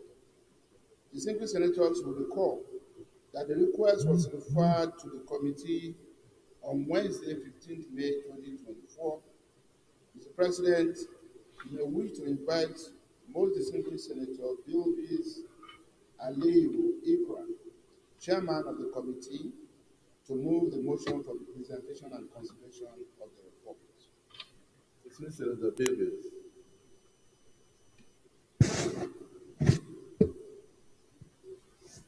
Thank you, Mr. President. My distinguished colleagues, my name is Ikra Ali Bilbis, representing Zamfara Central and Zamfara State. Your Excellency, I rise to move the motion that the Senate do receive and consider the report of the Committee on Communications on the screening of the nominations for the confirmation of Barrister Remini Haraya Makama as Executive Commissioner, Stakeholders Management, and Engineer Sunday Abraham Oshademi as Executive Commissioner, Technical Services of the Nigerian Communication Commission. So, Excellency. Distinguished Senator Danduse. Distinguished Senator Danduse.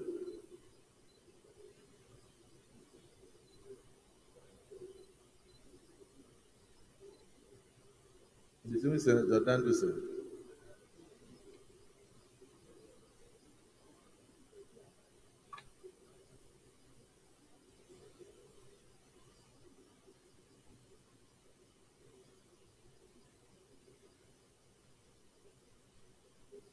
No, distinguished Senator Danduse.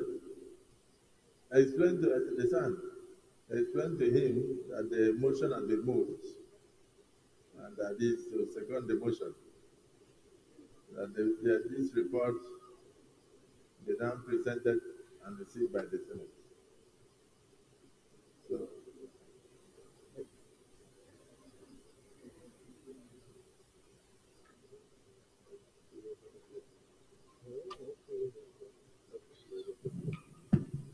Thank you, Mr. President, and my respected colleagues. I'm Senator Anduse Matar Mohammed. I move to support the motion heavily moved by my colleague, Senator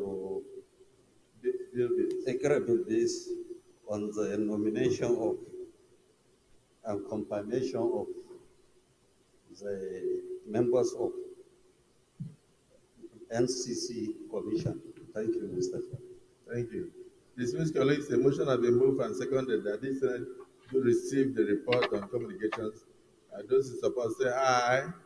Those against say nay. The ayes have it. We proceed to lay your report.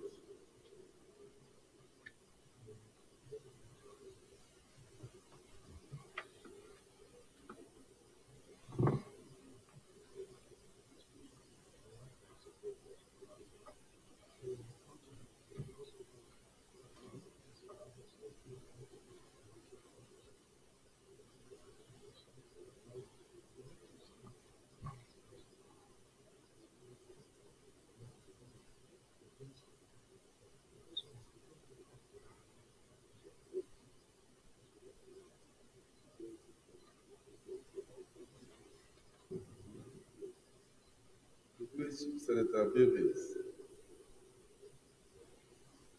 present your report. Thank you, Mr. President. My distinguished colleagues, I'm Ikra Ali Bilbis, representing the Central Zamfara State. The Senate of the Federal Republic of Nigeria, that is sitting on Wednesday, 15th May 2004, received and considered the request of Mr. President, Commander-in-Chief of the Armed Forces of the Federation, for the confirmation of the nomination of Mr. Remi Haraya Makama as Executive Commissioner, Stakeholders Management, and the Engineer Sunday Abraham Shademi as Executive Commissioner, Technical Services of the Nigerian Communication Commission, and refer same to this committee for further legislative action. The nominations are in consonance with the provisions of sections 5(2)(c) and the 8(1) of the Nigerian Communication Act 2003. Appointment of the Executive Commissioners of Nigerian Communication Commission, NCC, please see page 2 and 3. Ethology. In furtherance of this legislative mandate, the committee received the curriculum vitae and other supporting documents of the nominees, as well as relevant security clearance, and invited them to appear before it for the screening exercise. The nominees appeared before the committee on Thursday, 16 May 2004.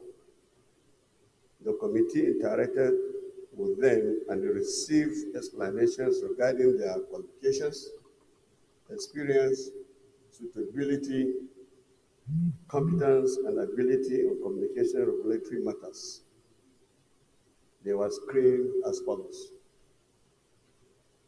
The screening of Barrister Remini Haraya Makama, appointment Executive Commissioner, Stakeholders Management. The educational background.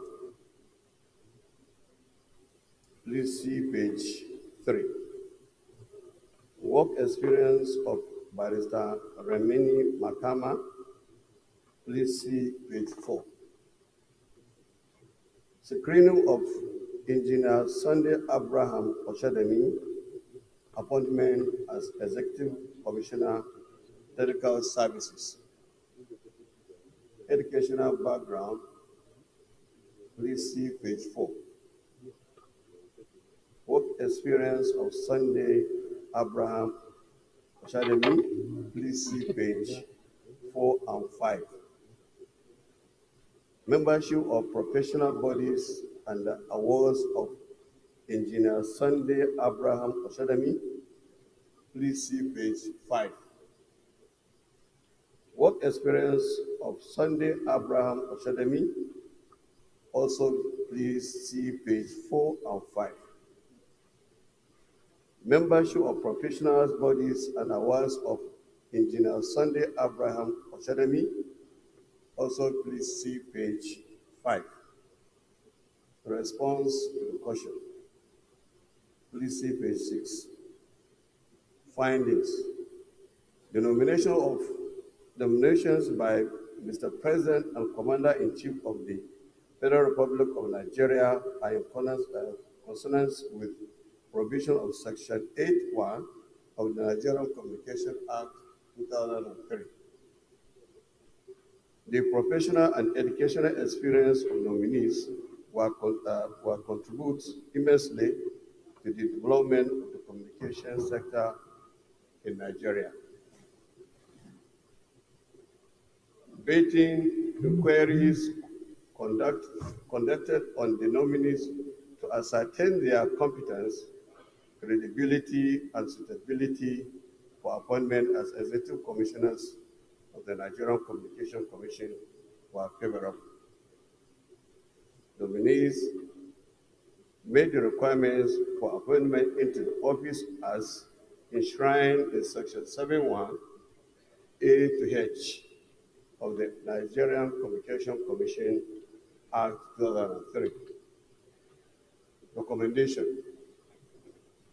The committee, after exhaustive deliberations and scrutiny of the curriculum vitae and other supporting documents of the nominees, and having been satisfied with their qualifications, experience, suitability, competence, and ability in communication regulatory matters, hereby recommend the Senate do confirm the nominees as follows. Barrister Remini Haraya Makama as Executive Commissioner, Stakeholders Management, and Engineer Sunday Abraham Oshademi as Executive Commissioner, Technical Services of the Nigerian Communications Act. Mr. President, my distinguished colleagues, prayer that the Senate do approve the recommendation of the committee. I so move, Your Excellency.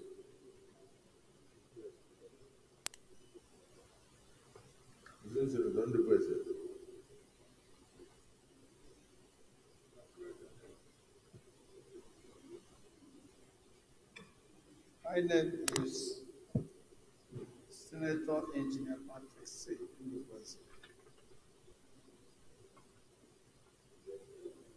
I believe that you agree with me. Senator Davis and Co did a very excellent and delicious work. And having screened them and found them worthy, if you have perused through this submission, I support that we can adopt this report without much confidence. I so submit, Mr. President. Thank you. Leader of the Senate, may we wish to move that we resolve the committee of the board.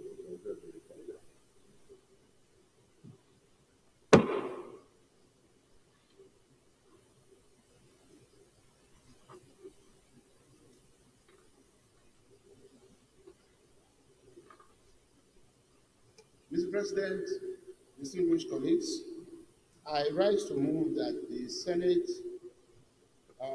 resolve to committee of the whole to enable us consider this report. I so move, Mr. President.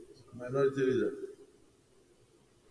Mr. President, distinguished colleagues, I rise to second the motion that the Senate resolves into the committee of the whole to consider the report.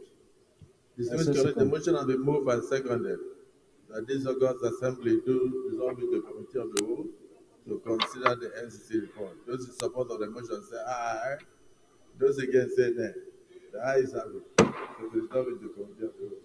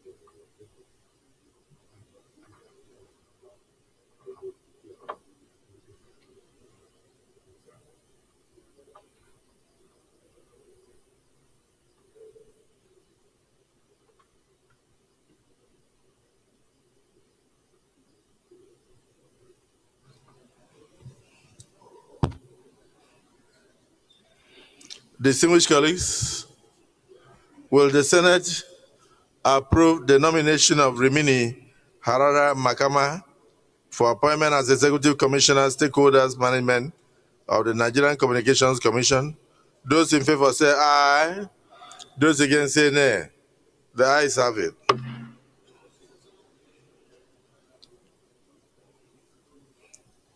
The appointment of Rimini Haraya Makama is hereby approved as Executive Commissioner, Stakeholders Management of the Nigerian Communications Commission.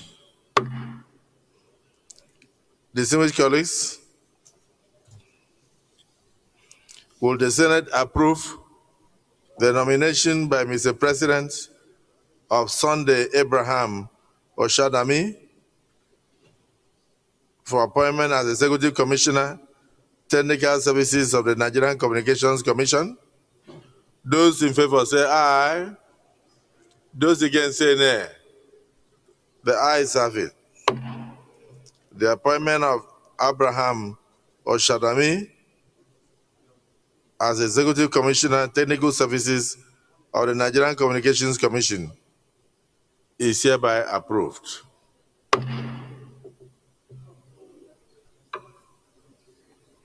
Leader of the Senate. Thank you, Mr. President. Very distinguished colleagues. I stand to move that the Senate revert to plenary to enable chairman of progress. I so move. Thank you. Minority Leader. Mr. Chairman, Mr. President, sitting as chair, distinguished colleagues, I rise to second the motion that the Senate reverse to plenary to enable the chair report progress. I so second. Thank you. Distinguished colleagues, the motion has been moved and seconded that this August Assembly do revert to plenary for the chair to report progress. Those in support of the motion as moved say aye. Those against say nay. The ayes have it. So we revert to the plenary for the chair to report progress.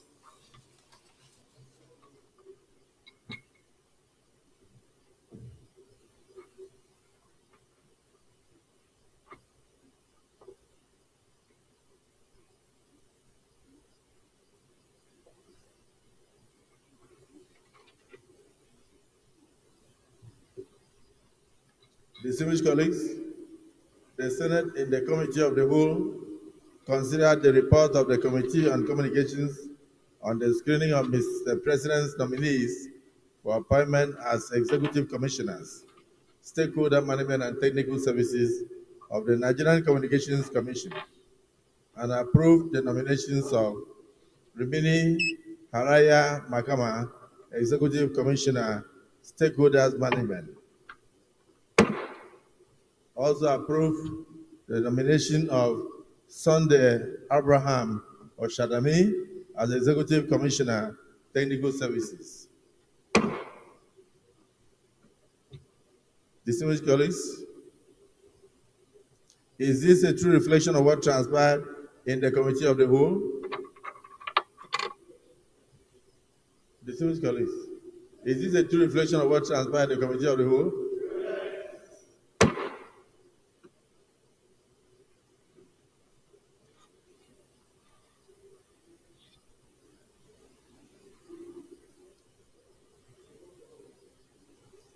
Distinguished colleagues, will the Senate confirm the nomination of Rimini Haraya Makama for appointment as Executive Commissioner, Stakeholders Management of the Nigerian Communications Commission, NCC?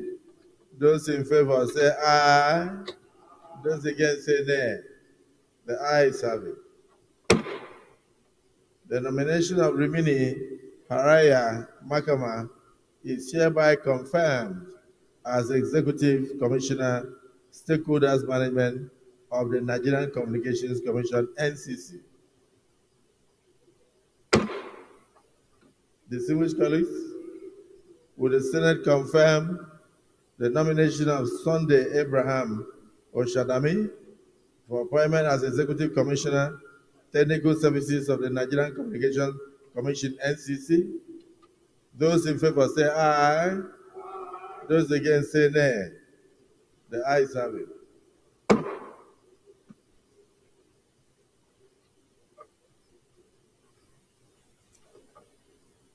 The nomination of Sunday Abraham Oshadami is hereby confirmed as Executive Commissioner, Technical Services of the Nigerian Communications Commission. So let me thank the chairman of the Communications Committee of the Senate, distinguished Senator Ikra Bilbils, and members of his committee for a very thorough job, painstaking, and well done. And also congratulate the nominees for the confidence reposed in them by Mr. President and other Nigerians. I hope that they will live to their billings and ensure that they discharge their duties without fear or favor and without discrimination to all Nigerians. I wish them well in their new endeavors. Leader of the Senate.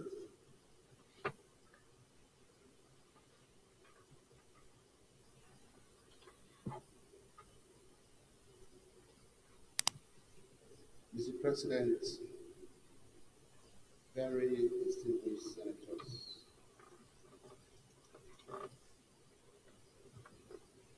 may I, at this time, move that the Senate goes into a closed session to enable us to deal with some urgent developments. I so move, Mr. President. The minority leader. Mr. President, I like to second the motion moved by the Senate leader that the House to solve the executive session because important. I so second. Distinguished colleagues, the Senate leader has moved that this August Assembly do resolve into a closed session to enable us discuss matters of national importance. And the motion has been seconded. Those in support that we move into closed session say aye, and those against say nay. The ayes have it.